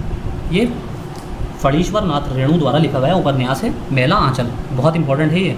अगला क्वेश्चन है क्वेश्चन नंबर 66, निम्न में से सही कथन का चयन कीजिए। Choose the correct statement from the following. Statement 1, प्रथम कर्नाटक युद्ध 1740 ईस्वी में लड़ा गया था। First Carnatic war was fought in 1750 AD। Statement 2, Aix la Chapelle की संधि द्वितीय कर्नाटक युद्ध से संबंधित है। The treaty of Aix la Chapelle deals with the second Carnatic war. Option A केवल एक, ऑप्शन बी केवल दो, ऑप्शन सी दोनों, और ऑप्शन डी कोई नहीं। तो इसका सही आंसर है ऑप्शन ए केवल एक। 1740 ईस्वी से 1748 ईस्वी के बीच प्रथम कर्नाटक युद्ध ब्रिटिश और फ्रांसीसियों के बीच लड़ा गया, जिसके फलस्वरूप 1748 में यूरोप में अंग्रेजों और फ्रांसीसियों के बीच एक्स ला शापेल की संधि हुई थी। एक्स ला शापेल की संधि। अगला क्वेश्चन नंबर 67, निम्न में से कौन सा मुगल साम्राज्य के पतन के मुख्य कारणों में से एक नहीं है? Which of the following is not one of the main reasons for the decline of Mughal empire. Option A Aurangzeb की धार्मिक नीति, Aurangzeb's religious policy, option B कृषि विकास की स्थिर गति, steady pace of agriculture development, statement 3 उत्तराधिकार का निश्चित कानून, फिक्स्ड लॉ ऑफ सक्सेशन, और ऑप्शन डी यूरोपीय शक्तियों का आगमन, अराइवल ऑफ यूरोपियन पावर्स। तो आपको इसमें से बिल्कुल सीधा सा आंसर है इसका, ये पता ही होगा आपको कि उत्तराधिकार का निश्चित अभाव था, तो इसलिए option C is the right answer. यहाँ दिया हुआ है उत्तराधिकार का निश्चित कानून, जबकि इसी का ही अभाव था। इसी वजह से मुगलों की शक्ति कम हो गई थी और मुगल जो राज्य थे वो क्षेत्रीय राज्यों में टूटने लगे थे। अगला क्वेश्चन है क्वेश्चन नंबर 68, निम्न कथनों पर विचार कीजिए तथा सही कथन का चयन कीजिए। Consider the following statement and select the correct statement. Statement 1, Buxar के युद्ध के पश्चात क्लाइव ने बंगाल में द्वैध शासन की शुरुआत की। After the battle of Buxar Clive started the dyarchy in Bengal. Statement 2, company ने दीवानी कार्य मुगल शासक से तथा निजामत कार्य बंगाल के सूबेदार से प्राप्त की। दीवानी कौन से होते थे कार्य? आपके राजस्व कार्य, और निजामत यानी कि एडमिनिस्ट्रेटिव कार्य। The company received civil works from the Mughal emperor and the judicial works from the subedar of Bengal. Option A केवल एक, ऑप्शन बी केवल दो, ऑप्शन सी दोनों, और ऑप्शन डी कोई नहीं। तो इसका सही आंसर है ऑप्शन सी दोनों। बक्सर के युद्ध के पश्चात क्लाइव ने बंगाल में द्वैध शासन की शुरुआत की, जिसमें दीवानी और निजामत दोनों कंपनी के नियंत्रण में आ गए। कंपनी ने दीवानी कार्य मुगल शासक से तथा निजामत कार्य बंगाल के सूबेदार से प्राप्त किए। अगला क्वेश्चन नंबर 69, निम्न कथनों पर विचार कीजिए तथा सही कथन का चयन कीजिए। Consider the following statement and select the correct statement. Statement 1, Talikota के युद्ध के बाद मैसूर पर वोडियार वंश का शासन स्थापित हुआ। The Wodeyar dynasty ruled over the Mysore after the battle of Talikota. Statement 2, इस वंश का अंतिम शासक कृष्णराज वोडियार प्रथम था। The last ruler of this dynasty was Krishnaraja Wodeyar first. Option A केवल एक, ऑप्शन बी केवल दो, ऑप्शन सी दोनों, और ऑप्शन डी कोई नहीं। तो इसका सही आंसर है ऑप्शन ए केवल एक। तालीकोटा के युद्ध के बाद मैसूर पर वोडियार वंश का शासन स्थापित हुआ। इस वंश का अंतिम शासक कृष्णराज वोडियार द्वितीय था। कृष्णराज वोडियार द्वितीय, तो हमने स्टेटमेंट में क्या दिया था? प्रथम। अगला क्वेश्चन नंबर 70, निम्न में से कौन सा 1857 की क्रांति की असफलता के मुख्य कारणों में शामिल था या शामिल थे? Which of the following was are the main reasons for the failure of 1857 revolution या रिवोल्ट? स्टेटमेंट 1, निश्चित समय की प्रतीक्षा न करना, did not wait for certain time. Statement 2, देशी राजाओं का देशद्रोही रुख, the traitorous attitude of the native kings. Statement 3, सांप्रदायिकता का उदय, राइज ऑफ कम्युनलिज्म। और ऑप्शन स्टेटमेंट 4, शस्त्रों का अभाव, lack of arms. Option A 1, 2, 3, option B 1, 2 and 4, option C 2, 3 and 4 और ऑप्शन डी उपरोक्त सभी।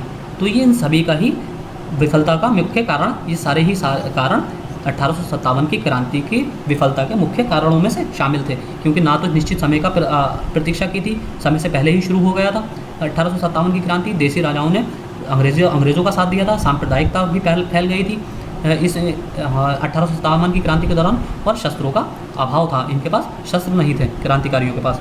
अगला क्वेश्चन नंबर 71, निम्न कथनों में सही कथन का चयन कीजिए। Select the correct statement from the following. Statement 1, 1906 में कांग्रेस का वार्षिक अधिवेशन मद्रास में आयोजित किया गया।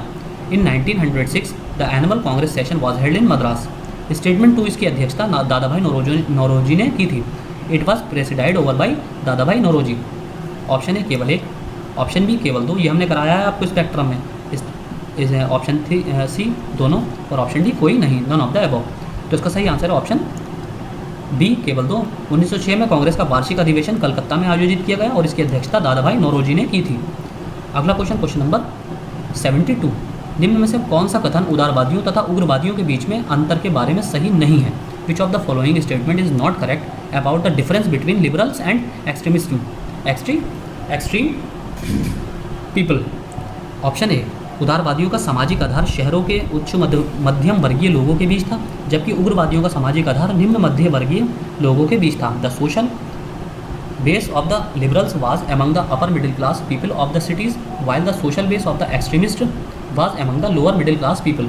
ऑप्शन बी, उदारवादी ब्रिटिश न्यायप्रियता में विश्वास रखते थे, जबकि उग्रवादी नहीं रखते थे। Liberal believed in British justice while extremism did not. Option C, उदारवादी ब्रिटिश ताज के प्रति निष्ठा रखते थे, जबकि उग्रवादी नहीं रखते थे। Liberal had allegiance to the British crown while extremist did not. Option D, उदारवादी पाश्चात्य शिक्षा के समर्थक नहीं थे, जबकि उग्रवादी पाश्चात्य शिक्षा के समर्थक थे। Liberals were not advocates of western education while extremist were advocates of western education.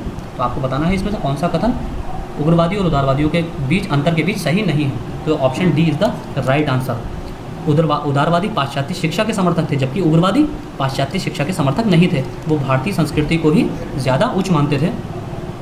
अगला क्वेश्चन नंबर 73, भारत के विभाजन के विकल्प के रूप में गांधी जी ने माउंट बैटन को सुझाव दिया था कि वे as an alternative to the partition of India Gandhi ji had suggested to Mountbatten that. Option A, स्वतंत्रता प्रदान करने का कार्य को स्थगित कर दे, postpone the act of providing freedom. Option B, Jinnah को सरकार बनाने के लिए आमंत्रित करें, invite Jinnah to form government. Option C, Nehru एवं जिन्ना को साथ साथ सरकार बनाने के लिए आमंत्रित करें, invite Nehru and Jinnah to form government together. Option D, सेना को कुछ समय के लिए अधिकार ग्रहण करने के लिए आमंत्रित करें, invite the army take over for some time. तो इसका सही आंसर है ऑप्शन बी, जिन्ना को सरकार बनाने के लिए आमंत्रित करें। गांधी जी ने माउंट बैटन को सुझाव दिया था कि पार्टीशन से बचने के लिए, ये सुझाव दिया था कि आप जिन्ना को सरकार बनाने के लिए आमंत्रित कर दीजिए, यानी कि जिन्ना को प्रधानमंत्री भारत का बना दीजिए। अगला क्वेश्चन है क्वेश्चन नंबर 74, भारत छोड़ो आंदोलन के समय निम्न में से किसने कांग्रेस रेडियो का प्रसारण किया? Who among the following broadcast Congress radio during the quit India movement? Option A, Aruna Asaf Ali. Option B, Jayaprakash Narayan. Option C, Usha Mehta. और ऑप्शन डी, मधुसूदन दत्त। तो इसका सही answer option C, Usha Mehta द्वारा कांग्रेस रेडियो का प्रसारण किया गया था। अगला क्वेश्चन नंबर 75, ब्रह्म समाज, रामकृष्ण मिशन और आर्य समाज तीनों में क्या समानता थी? What were the similarities among the three? ब्रह्म समाज, रामकृष्ण मिशन एंड आर्य समाज। इसी तरह के एनालिटिकल क्वेश्चंस आपके एग्जाम में देखने को आपको मिलेंगे। एकदम स्ट्रेट फॉरवर्ड क्वेश्चन नहीं आएगा यूपीएससी से, आप ये एक्सपेक्ट मत कीजिए आपको यूपीएससी स्ट्रेट फॉरवर्ड क्वेश्चन दे देगी, हलवा नहीं देगी वो यूपीएससी खाने के लिए। आपको इसी तरह के एनालिटिकल क्वेश्चन आएंगे एग्जाम में। ऑप्शन ए, तीनों ही राजनीतिक उद्देश्यों के लिए नहीं बने थे, बल्कि लेकिन तीनों ने ही देशभक्ति की भावना के विकास में सहायता की। Not all three were made for political purposes but all three helped in the development of spirit of patriotism. Option B, तीनों ही संगठनों का प्रादुर्भाव बंगाल में हुआ। All three organisations emerge in Bengal. Option C, तीनों ही संगठनों के संस्थापकों की शिक्षा इंग्लैंड में हुई। The founders of all three organisations were educated in England. Option D, तीनों ही संगठनों के संस्थापकों ने राजनीति में सक्रिय भाग लिया। The founders of all three organisations took an active part in politics. तो इसका सही आंसर है ऑप्शन ए, तीनों ही राजनीतिक उद्देश्यों के लिए नहीं बने थे, लेकिन तीनों ने ही देशभक्ति की भावना के विकास में सहायता की। अगला क्वेश्चन, क्वेश्चन नंबर 76। 1878 का वर्नाकुलर प्रेस एक्ट किसने रद्द किया था? Who repealed the vernacular press act of 1878? Option A Lord Ripon, option B Lord Lytton, option C Lord Curzon और ऑप्शन डी लॉर्ड मिंटो। तो इसका सही आंसर है option A Lord Ripon is the right answer. अगला question, question number 77। निम्न में से असत्य कथन चुनिए। Choose the correct statement, incorrect statement from the following. Option A, शुद्धि आंदोलन के प्रवर्तक स्वामी दयानंद सरस्वती थे। The promoter of the Shuddhi movement व Swami Dayanand Saraswati. Option B, Churchill ने महात्मा गांधी को अर्धनग्न फकीर कहा था। Churchill called Mahatma Gandhi a semi naked fakir. Option C, राष्ट्रीय युवा दिवस राजीव गांधी से संबंधित है। National youth day is related to Rajiv Gandhi. Option D, young Bengal आंदोलन का प्रवर्तक डेरिजियो था। Derozio was the originator of the young Bengal movement. तो आपको बताना है इसमें से गलत कथन, असत्य कथन बताना है। तो इसका सही आंसर ऑप्शन सी, राष्ट्रीय युवा दिवस राजीव गांधी से संबंधित है। ये स्टेटमेंट गलत है। अगला क्वेश्चन, क्वेश्चन नंबर 78। कामागाटा मारू क्या था? व्हाट वाज द कामागाटू मारू? ऑप्शन ए, एक राजनीतिक दल जो ताइवान आधारित था। A political party that was based in Taiwan. Option B, चीन का एक किसान साम्यवादी नेता। A peasant communist leader of China. Option C, Canada की यात्रा पर निकला एक जलपोत। A ship sailed on a trip of Canada. A ship sailed on a trip of Canada. और ऑप्शन डी, चीन का गांव जहां से माओ से तुंग ने अपना आंदोलन आरंभ किया। The village of China from where Mao Zedong started his movement. तो इसका सही आंसर है ऑप्शन सी, कनाडा की यात्रा पर निकला एक जलपोत। अगला क्वेश्चन, क्वेश्चन नंबर 79। निम्न में से कौन सा कथन बाल गंगाधर तिलक के संबंध में सही नहीं है? Which of the following statement is not correct with respect to Bal Gangadhar Tilak? Option A, उन्होंने आर्यों के उत्तर ध्रुवीय आवास के सिद्धांत का प्रतिपादन किया। He formulated Aryan theory of post polar accommodation. Option B, उन्होंने केसरी और मराठा का संपादन किया। He edited Kesari and Maratha. Option C, उन्होंने पूना में होम रूल लीग की स्थापना की। He founded the home rule league in Poona. Option D, उन्होंने सहमति की आयु का विधेयक का समर्थन किया। He supported the age of consent bill. तो इसका सही आंसर है, आपको इसमें सही असत्य कथन चुनना है इन चारों में। तो option D is the right answer. उन्होंने सहमति आयु विधेयक का समर्थन नहीं किया था। अगला क्वेश्चन है क्वेश्चन नंबर 80। निम्न में से कौन सा भारत स्वतंत्रता आंदोलनों का सही क्रम है? Which of the following is the correct sequence of India's independence movement? Option है भारत छोड़ो आंदोलन, असहयोग आंदोलन, सविनय अवज्ञा आंदोलन, यानी कि quit India movement, non cooperation movement और civil disobedient movement. Option B, असहयोग आंदोलन, सविनय अवज्ञा आंदोलन और भारत छोड़ो आंदोलन, non cooperation movement, then civil disobedient movement and then quit India movement. तो आपका सही क्रम बताना है। ऑप्शन सी, भारत छोड़ो आंदोलन, देन सविनय अवज्ञा आंदोलन, देन असहयोग आंदोलन, quit India movement, then civil disobedient movement, then non cooperation movement. Option D, सविनय अवज्ञा आंदोलन, देन भारत छोड़ो आंदोलन और देन असहयोग आंदोलन, civil disobedient movement, then quit India movement, then non cooperation movement. तो आपको सबके ईयर पता होने चाहिए। तो इसका सही आंसर है ऑप्शन बी, सबसे पहले असहयोग आंदोलन हुआ था, फिर सविनय अवज्ञा आंदोलन और फिर भारत छोड़ो आंदोलन। अगला question, question number 81। Electoral bond के संबंध में सही कथन चुनिए। Select the correct statement regarding the electoral bond. Statement 1, यह केवल उन राजनीतिक दलों को जारी किए जाते हैं जो जन प्रतिनिधित्व अधिनियम 1951 के अंतर्गत पंजीकृत हैं। It is issued only to those political parties who are registered under the representation of people act 1951। Statement 2, इसके लिए राजनीतिक दल पिछले लोकसभा चुनाव में कम से कम 1% वोट प्राप्त करना अनिवार्य है। For this it is mandatory for the political party to get at least 1% votes in the last Lok Sabha election. Option A केवल 1, ऑप्शन बी केवल 2, ऑप्शन सी दोनों और ऑप्शन डी कोई नहीं। तो इसका सही आंसर है ऑप्शन सी, दोनों ही ऑप्शन सही है। अगला क्वेश्चन, क्वेश्चन नंबर 82। निम्न में से कौन सा कथन गैर मूल संपत्तियों के संबंध में सही है? Which of the following statement is true with respect to non core assets? Non core assets ये अलग होते हैं और नॉन परफॉर्मिंग एसेट्स, इन दोनों से आप कंफ्यूज मत हो जाना। स्टेटमेंट 1, गैर मूल संपत्तियां ऐसी संपत्ति है जो या तो आवश्यक नहीं है या बस किसी कंपनी के व्यवसाय संचालन में उपयोग नहीं की जाती है। Non core assets are assets that are either not required और simply are not use in companies business operations. Statement 2, गैर मूल संपत्ति अक्सर तब बेची जाती है जब किसी कंपनी को नकदी जुटाने की आवश्यकता होती है। Non core assets are often sold when a company needs to raise cash option A केवल एक, ऑप्शन बी केवल दो, ऑप्शन सी दोनों, ऑप्शन डी कोई नहीं, नन ऑफ द अबव। तो इसका सही आंसर है ऑप्शन सी दोनों ही ऑप्शन हमारे इसमें सही है। अगला क्वेश्चन नंबर 83, बैंकिंग लोकपाल योजना के संबंध में सही कथन चुनिए। Select the correct statement regarding the banking ombudsman scheme. Statement 1, वर्तमान बैंकिंग लोकपाल योजना को 2006 में अपनाया गया था। The current banking ombudsman scheme was adopted in 2006। Statement 2, इसे रिजर्व बैंक द्वारा निगमित किया जाता है। It is incorporated by the reserve bank और it is regulated by the reserve bank. Option A केवल एक, ऑप्शन बी केवल दो, ऑप्शन सी दोनों और ऑप्शन डी कोई नहीं। तो इसका सही आंसर ऑप्शन सी दोनों। बैंकिंग लोकपाल योजना आरबीआई द्वारा बैंक ग्राहकों द्वारा की गई शिकायतों को दूर करने के लिए बनाई गई एक प्रणाली है। बैंकिंग लोकपाल योजना 1995 को भारतीय रिजर्व बैंक द्वारा 14 जून 1995 को अधिसूचित किया गया। ये बैंकिंग विनियमन अधिनियम 1949 की धारा 35A के तहत है। आरबीआई द्वारा सीधे बैंकिंग उपयोग में ग्राहक सुरक्षा सुनिश्चित करने के लिए चलाया जाता है। वर्तमान लोकपाल योजना को 2006 में शुरू किया गया था। अगला क्वेश्चन नंबर 84, जब तलपट का मिलान, अब यहाँ से हमारे अकाउंट्स के और इंडस्ट्रियल रिलेशन के क्वेश्चन होंगे। जब तलपट का मिलान सही हो पाता है तो निम्न में से किस चरण में अशुद्धि की संभावना होती है? मिलान नहीं हो पाता है। When the trial balance is not matched in which of the following steps is the possibility of inaccuracy. Statement 1, सहायक बहियों का योग करना, doing the help of ledger accounts. Statement 2, रोजनामचों से प्रविष्टियों की खाता बही में खतौनी करना, to compose the entries in the ledger of the entries from the journal. Statement 3, खातों के शेष की गणना करना, to calculate the balance of accounts. Option A केवल एक, ऑप्शन बी 2 और 3, ऑप्शन सी 1 और 2 और ऑप्शन डी उपरोक्त सभी। तो इसका सही आंसर है ऑप्शन डी उपरोक्त सभी। जब तलपट का मिलान नहीं हो पाता है तो इसका अर्थ ये हुआ कि कम से कम एक अशुद्धि अवश्य हुई है तथा हो सकता है कि मिलान करते समय निम्न में से किसी चरण में अशुद्धि हुई हो। पहला है सहायक बहियों का योग करने में, doing the help of ledger, doing the योग करना यानी कि doing the addition of laser.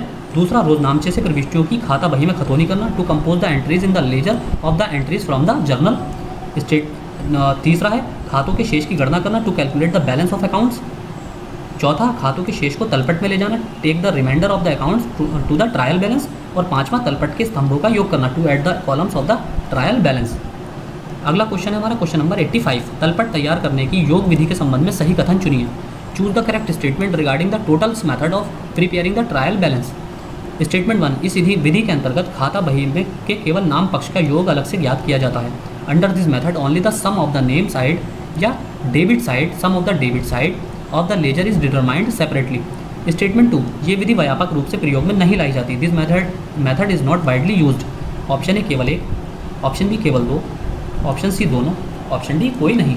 तो इसका सही आंसर होगा ऑप्शन बी केवल दो। योग विधि, इस विधि के अंतर्गत खाता बही के प्रत्येक पक्ष नाम और जमा यानी कि डेबिट और क्रेडिट दोनों साइड का योग अलग से ज्ञात किया जाता है और उन्हें तलपट के संबंधित स्तंभों में सूचीबद्ध किया जाता है। हालांकि ये विधि व्यापक रूप से प्रयोग में नहीं लाई जाती है क्योंकि ये विभिन्न खातों के शेषों की शुद्धता की जांच एवं वित्तीय विवरण बनाने में सहायता नहीं करती है। अगला क्वेश्चन नंबर 86, तलपट तैयार करने के लिए निम्न में से कौन सी विधि व्यापक रूप से प्रयोग में लाई जाती है? Which one of the following method is widely used to prepare trial balance. Option A योग विधि, टोटल मेथड्स, ऑप्शन बी शेष विधि, बैलेंसेज मेथड, ऑप्शन सी योग एवं शेष विधि, टोटल कम बैलेंसेज मेथड और ऑप्शन डी उपरोक्त में से कोई नहीं, नन ऑफ द अबव। तो इसका सही आंसर है शेष विधि। Option B is the right answer, balances method को यूज़ किया जाता है।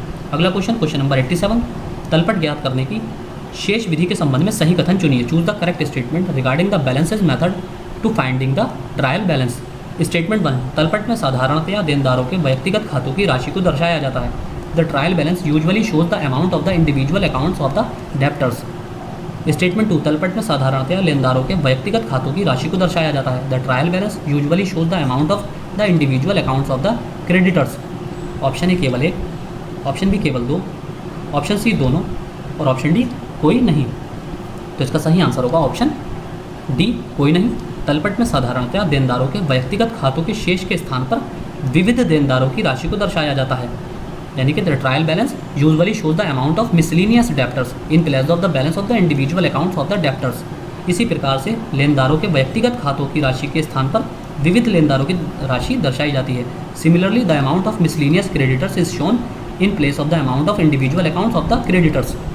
अगला क्वेश्चन नंबर 88, तलपट ज्ञात करने की योग एवं शेष विधि के संबंध में सही कथन चुनिए। Choose the correct statement regarding the total cum balances method of finding the trial balance. Statement 1, ये विधि शेष एवं योग विधि का सम्मिश्रण है। This method is a combination of balances and totals method.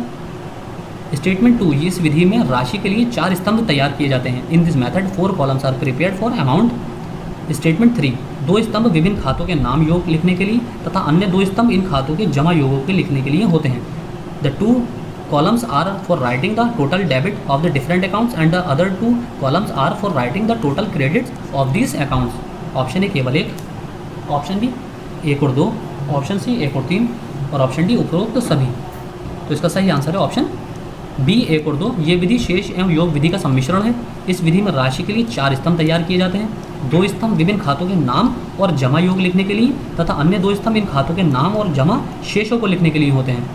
यानी कि 2 columns are for writing the total of debits and credits of different accounts and the other 2 columns are for writing the balances of debits and credits of these accounts।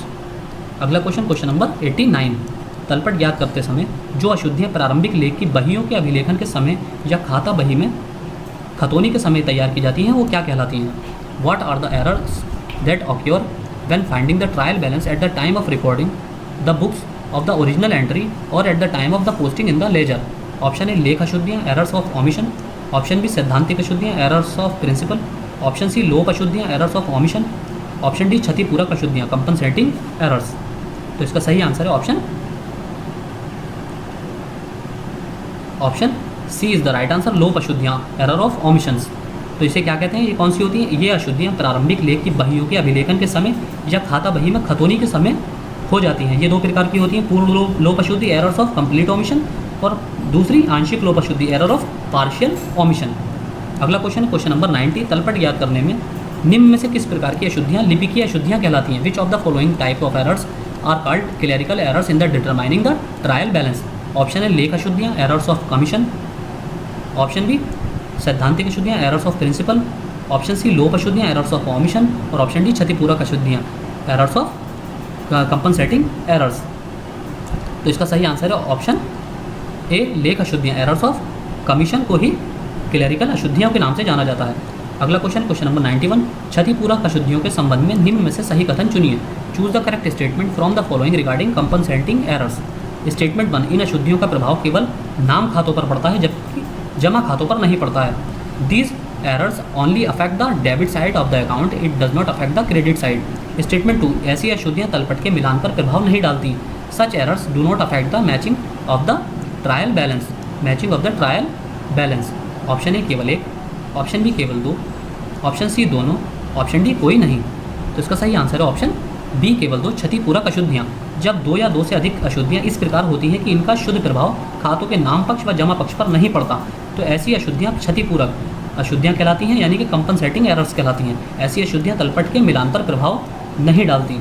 अगला question number 92, ह्रास के संबंध में सही कथन चुनिए। Choose the correct statement regarding the depreciation. Statement 1, ह्रास का संबंध स्थायी संपत्तियों से होता है। Depreciation is related to permanent properties. Statement 2, ह्रास का सामान्य अर्थ होता है कि समय बीतने के साथ किसी स्थायी परिसंपत्ति के मूल्य में कमी आना। A general meaning of a depreciation is that with the passage of time the value of fixed asset decreases. Option A केवल 1, ऑप्शन बी केवल 2, ऑप्शन सी दोनों, और ऑप्शन डी कोई नहीं, नन ऑफ द अबव। तो इसका सही answer है ऑप्शन सी दोनों। स्थायी परिसंपत्तियाँ ऐसी परिसंपत्तियाँ हैं जिनका व्यवसाय में उपयोग एक लेखा वर्ष से अधिक अवधि तक होता है। स्थायी परिसंपत्तियाँ तकनीकी तौर पर इन्हें ह्रासमान या अवक्षेपण योग्य परिसंपत्तियाँ, डेप्रिशिएबल एसेट्स कहते हैं। इनका यदि उपयोग करना प्रारंभ कर लेते हैं तो इनके मूल्य में कमी आने लगती है। सामान्य रूप में मूल्य ह्रास का अर्थ है उपयोग समय बीतने या अप्रचलन के कारण, यानी कि आउट ऑफ फैशन के कारण स्थायी परिसंपत्ति के मूल्य में कमी आना। अगला क्वेश्चन नंबर 93, ह्रास के संबंध में सही कथन चुनिए। Choose the correct statement regarding depreciation. Statement 1, ऐसी स्थायी परिसंपत्ति जिसका जीवन काल 5 वर्ष से अधिक होता है ह्रास योग्य होती है। Permanent assets whose life span is more than 5 years are depreciable. Statement 2, machine, संयंत्र, फर्नीचर, भवन, कंप्यूटर, ट्रक, उपकरण आदि स्थायी परिसंपत्तियों का ह्रास होता है। Machine, plant, furniture, building, computer, truck, equipment etcetera permanent assets are depreciable. Option A केवल 1, ऑप्शन बी केवल 2, ऑप्शन सी दोनों, और ऑप्शन डी कोई नहीं, नन ऑफ द अबव। तो इसका सही आंसर है ऑप्शन बी, केवल 2। स्थायी परिसंपत्तियाँ ऐसी परिसंपत्तियाँ हैं जिनका व्यवसाय में उपयोग 1 लेखा वर्ष से अधिक अवधि तक होता है। मशीन, संयंत्र, फर्नीचर, भवन, कंप्यूटर, ट्रक, उपकरण आदि ह्रास योग्य परिसंपत्तियों के उदाहरण हैं। अगला क्वेश्चन नंबर 94, निम्न में से किस प्रकार की मजदूरी सबसे उच्च प्रकार की मजदूरी को प्रदर्शित करती है? Which of the following type of wages represent the highest type of wages? Option A निर्वाह मजदूरी, लिविंग वेजेस। ऑप्शन बी न्यूनतम मजदूरी, मिनिमम वेजेस। ऑप्शन सी उचित मजदूरी, फेयर में वेजेस। और ऑप्शन डी आवश्यकता पर आधारित न्यूनतम मजदूरी, नीड बेस्ड मिनिमम वेजेस। तो इसका सही आंसर है ऑप्शन ए, निर्वाह मजदूरी, लिविंग वेजेस। जीवन निर्वाह मजदूरी से आशय ऐसी मजदूरी से है जिसकी प्राप्ति से श्रमिक न केवल स्वयं के भरण पोषण करने की स्थिति में हो, बल्कि अपने बच्चों, स्त्री आदि के आश्रितों के भरण पोषण, जीवन बीमा, आवास, वस्त्र आदि, शिक्षा, स्वास्थ्य, मनोरंजन आदि करने की आर्थिक क्षमता भी रख सके और सभ्य नागरिक की भांति अपना जीवन यापन कर सके। अगला क्वेश्चन नंबर 95, संविधान के किस अनुच्छेद के अनुसार सभी नागरिकों को न्यूनतम मजदूरी प्रदान करने का प्रावधान किया गया है? According to which article of the constitution a provision has been made to provide minimum wages to all citizens? Option A अनुच्छेद 38 आर्टिकल 38, ऑप्शन बी अनुच्छेद 38 ए आर्टिकल 38A, ऑप्शन सी अनुच्छेद 39 आर्टिकल 39 और ऑप्शन डी अनुच्छेद 40 article 40। तो इसका सही answer है option सी अनुच्छेद 39। संविधान के अनुच्छेद 39 के अनुसार राज्य अपनी नीति का इस प्रकार संचालन करेगा कि पुरुष और स्त्री सभी नागरिकों को समान रूप से जीविका के पर्याप्त साधन प्राप्त करने का अधिकार हो। अगला क्वेश्चन नंबर 96, निम्न में से कौन वेतन निधि सिद्धांत के समर्थक थे? Who among the following were supporters the wage fund doctrine? Option A professor Kalecki, option B professor Kaldor, option C Adam Smith और option D John Stuart Mill. तो इसका सही आंसर है option D, John Stuart Mill. वेतन निधि सिद्धांत, John Stuart मिल इसके समर्थक हैं। मजदूरी श्रम की मांग और आपूर्ति जनसंख्या और पूंजी पर निर्भर करती है। जनसंख्या से यहाँ श्रमिक समुदाय अभिप्रेत है। पूंजी से अभिप्राय ऐसी पूंजी से है जो श्रम के सीधे प्रयोग में लाई जाती है। उन्होंने वेजेस फंड कहा जिसे नियोजक अपने कारोबार में लगाना चाहता है। ऐसी पूंजी को वेजेस फंड कहा। अगला क्वेश्चन नंबर 97, आवश्यकता पर आधारित न्यूनतम मजदूरी के संबंध में सही कथन चुनिए। Choose the correct statement regarding the need based minimum wages. Statement 1, ऐसी मजदूरी जो श्रमिकों की मूल मानवीय आवश्यकताओं को पूरा करने के लिए पर्याप्त है। Wages that are sufficient to meet the basic human needs of the workers. Statement 2, ऐसी मजदूरी पर सर्वप्रथम भारतीय श्रम सम्मेलन 1987 में विचार किया गया था। Such wages were first considered in the Indian labour conference 1987। Option A केवल 1, ऑप्शन बी केवल 2, ऑप्शन सी दोनों, ऑप्शन डी कोई नहीं, नन ऑफ द अबव। तो इसका सही आंसर है ऑप्शन ए केवल 1। ऐसी मजदूरी पर सर्वप्रथम भारतीय श्रम सम्मेलन 1957 में विचार किया गया। भारतीय श्रम सम्मेलन ने सर्वप्रथम इस प्रकार की इसकी परिभाषा को इस प्रकार स्पष्ट किया है कि आवश्यकता आधारित मजदूरी वह मजदूरी है जो किसी भी अन्य बात का विचार किए बिना श्रमिक की मूल मानवीय आवश्यकताओं को पूरा करने के लिए पर्याप्त है। अगला क्वेश्चन नंबर 98, न्यूनतम मजदूरी अधिनियम 1948 के संबंध में सही कथन चुनिए। Choose the correct statement regarding the minimum wages act 1948। Statement 1, इस अधिनियम की धारा 16 में निरीक्षक की योग्यता के संबंध में उल्लेख किया गया है। It is mention in section 16 of this act regarding the qualification of inspector. Statement 2, इस अधिनियम के अनुसार किसी भी क्षेत्र के लिए निरीक्षकों की संख्या 10 निर्धारित की गई है। According to this act the number of inspectors for any area has been fixed at 10। Option A केवल 1, ऑप्शन बी केवल 2, ऑप्शन सी दोनों, ऑप्शन डी कोई नहीं। इसका सही आंसर है ऑप्शन डी कोई नहीं। धारा 16 में समुचित सरकार राजपत्र में अधिसूचना द्वारा निरीक्षकों को नियुक्ति की घोषणा करती है। निरीक्षकों की योग्यता का उल्लेख इस अधिनियम में नहीं है।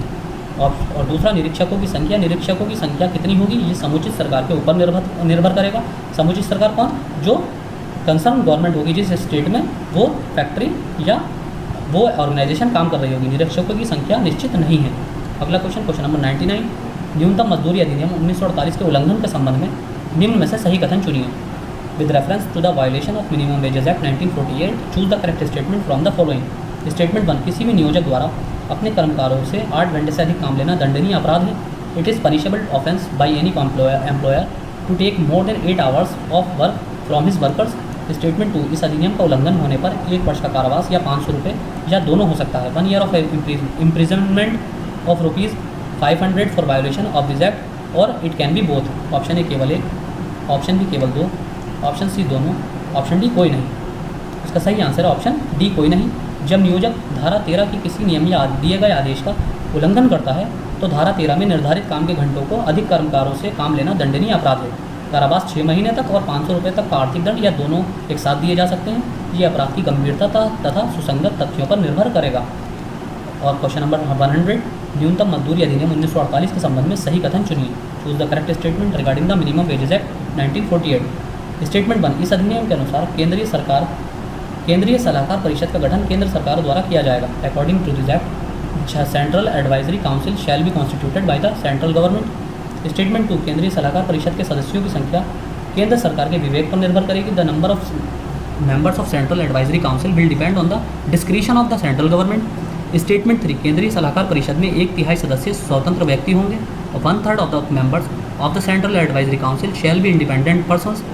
स्टेटमेंट 4, केंद्रीय सलाहकार परिषद में स्वतंत्र सदस्यों में से ही अध्यक्ष की नियुक्ति की जाएगी।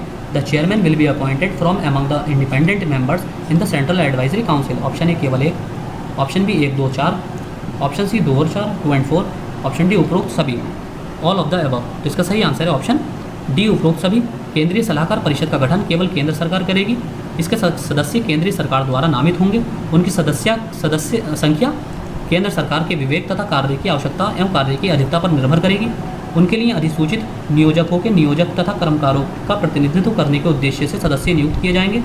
दोनों के नामित प्रतिनिधियों की संख्या समान होगी, यानी कि नियोजक और कर्मकार दोनों के नामित प्रतिनिधियों की संख्या समान होगी। इसके अतिरिक्त कुल सदस्यों की संख्या के 1/3 संख्या में स्वतंत्र व्यक्ति नियुक्त किए जाएंगे। स्वतंत्र सदस्यों में से कोई भी एक अध्यक्ष नियुक्त होगा। अगला क्वेश्चन, अब हमारा इंग्लिश का सेक्शन शुरू होता है। Which part has an error, आपको बताना है कि निम्न इसमें से किस पार्ट में एरर है। Question number 101, I am not wealthy, part A, so I can not afford, part B, to buy a expensive car, part C. और अगर कोई एरर नहीं है तो आपको चूज़ करना है ऑप्शन डी, नो एरर। तो इसका सही आंसर होगा ऑप्शन सी। ए के स्थान पर एन का प्रयोग होगा क्योंकि आगे वॉबिल है। सी आएगा, to buy an expensive car, तो यहाँ पर वॉबिल आएगा। अगला question, question number 102, he was an atheist, option part A, but nowadays he goes to the church, part B, and offers prayers for hours, part C. और अगर error नहीं है तो part D, option D is the right answer. तो इसका सही answer है option B, church से पहले दा का प्रयोग नहीं होगा। चर्च से पहले हम नाउन से पहले दा का प्रयोग नहीं करते हैं। Option 103, question number 103, the tables wood is infested, part A, with mite and I am likely, part B, to dispose it of, part C. If no error then option part D is the right answer. तो इसका सही answer है option ए। Apostrophe S का प्रयोग सामान्यतः सजीव वस्तुओं के लिए किया जाता है, जैसे कि हमने देखा कि यहाँ लिखा हुआ है the tables wood, tables wood, तो टेबल्स वुड की जगह आएगा the wood of the table का प्रयोग होगा। अगला question, fill in the blanks with appropriate pronoun. हमें fill in the blank pronoun fill करना है। Question number 104, needless to say both Tania and dash will do our best to complete the project as scheduled. Option A myself, option B me, option सी माई और option D आई। तो इसका सही answer होगा option D I. अगला question, fill in the blanks with appropriate pronoun, pronoun choose करना है हमें। Question number 105, it was with great difficulty that each of the brothers could get dash share of property. Option A once, option B his, option C every, option C every, option C every और option D each. तो इसका सही answer है option B many. Many is the right answer, many is the right answer, option B. अगला question, question number 107, इसमें हमें determinants fill करना है। I did not find dash switch near the door. Option A lot of, option B the little, option C much और option D any. तो इसका सही answer होगा ऑप्शन डी एनी। अगला क्वेश्चन, क्वेश्चन नंबर 108, इसमें हमें एरर देखना है किस पार्ट में एरर है। In the opinion, part A, of everyone she is, part B, wiser than beautiful, part C, no error. तो ऑप्शन डी आपका आंसर होगा। तो इसका सही आंसर ऑप्शन सी, वाइजर के स्थान पर मोर वाइज का प्रयोग होगा। अगला question, question number 109, some people get, part A, use to changes very easily, part B, then others do, part C. If no error then part D. इसका सही answer है ऑप्शन डी, वेरी के स्थान पर मोर का प्रयोग होगा इसमें। अगला question, question number 110, these problems are too smallest, part A, और localized for the government, part B, to handle efficiently, part C. If no error then part D. इसका सही आंसर है ऑप्शन ए स्मॉलेस्ट के स्थान पर स्मॉल का प्रयोग होगा। अगला question number 111, improve the part printed in bold letters. जो बोल्ड लेटर में दिया गया है उस पार्ट को इम्प्रूव करना है, और अगर कोई इंप्रूवमेंट की ज़रूरत नहीं है तो हमारा ऑप्शन होगा ऑप्शन डी। तो she has been demanding a lot more marks doesn't she. Option A has not she, option B is not it, option C is not she और ऑप्शन डी नो इम्प्रूवमेंट। तो इसका सही answer है option A has not she. अगला question number 112, Pawan was hurried to reach the meeting when he supply slipped and fell down. Option A was being hurried, option B was hurrying, option C is hurried और option D no improvement. तो इसका सही answer है option B was hurrying. अगला question number 113, आपको इसमें one word substitution बताना है। One who is well versed in the science of female elements. Option A cardiologist, option B surgeon, option C gynaecologist और ऑप्शन डी सर्जेंट। तो इसका सही answer option C gynaecologist. Gynaecologist is the right answer. अगला question number 114, one who eats everything. Option A omnipotent, option B insolvent, option C irresistible और option D omnivorous. तो option D is the right answer, omnivorous is the right answer. अगला question number 115, an elderly unmarried women. ये भी हमने आपको one word substitution में कराया था। Option A spinster, option B vandal, option C bachelor, option D adult. तो इसका सही आंसर है option A spinster is the right answer. अगला question number 116, a man who wasted his money on luxury. Option A extempore, option B extravagant, option C nymph और option D surge. ये भी हमने आपको वन वर्ड सब्स्टिट्यूशन में class में कराया है, लेक्चर में। तो इसका सही आंसर है option B extravagant is the right answer. अगला क्वेश्चन आपको सिनोनिम बताना है वर्ड का। Ethnic, option A racial, option B indigenous, option C patriotic और ऑप्शन डी कलरफुल। तो आप सिनोनिम्स आपको पता ही होगा, पर्यायवाची को कहते हैं। तो इसका एथनिक का पर्यायवाची क्या होगा? Option A racial is the right answer. अगला question number 118, charge. Option A duty, option B responsibility, option C care और ऑप्शन डी रिसिप्ट। तो इसका सही आंसर होगा ऑप्शन बी रेस्पॉन्सिबिलिटी। अगला क्वेश्चन 119, आपको इसमें एंटोनिम बताने हैं। टच्ड का एंटोनिम क्या होगा? Option A moved, option B excited, option C arrogant और ऑप्शन डी इंडिफरेंस। तो इसका सही आंसर होगा ऑप्शन डी इंडिफरेंस।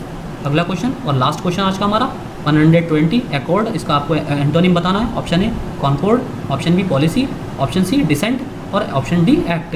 एकॉर्ड का मीनिंग क्या होता है? सहमति, और सहमति का अपोजिट एंटोनिम क्या होते हैं हमारे? अपोजिट, सहमति की अपोजिट डिसेंट, असहमति। Option C is the right answer. तो आज के लेक्चर में हमारा इतना ही था। Thank you.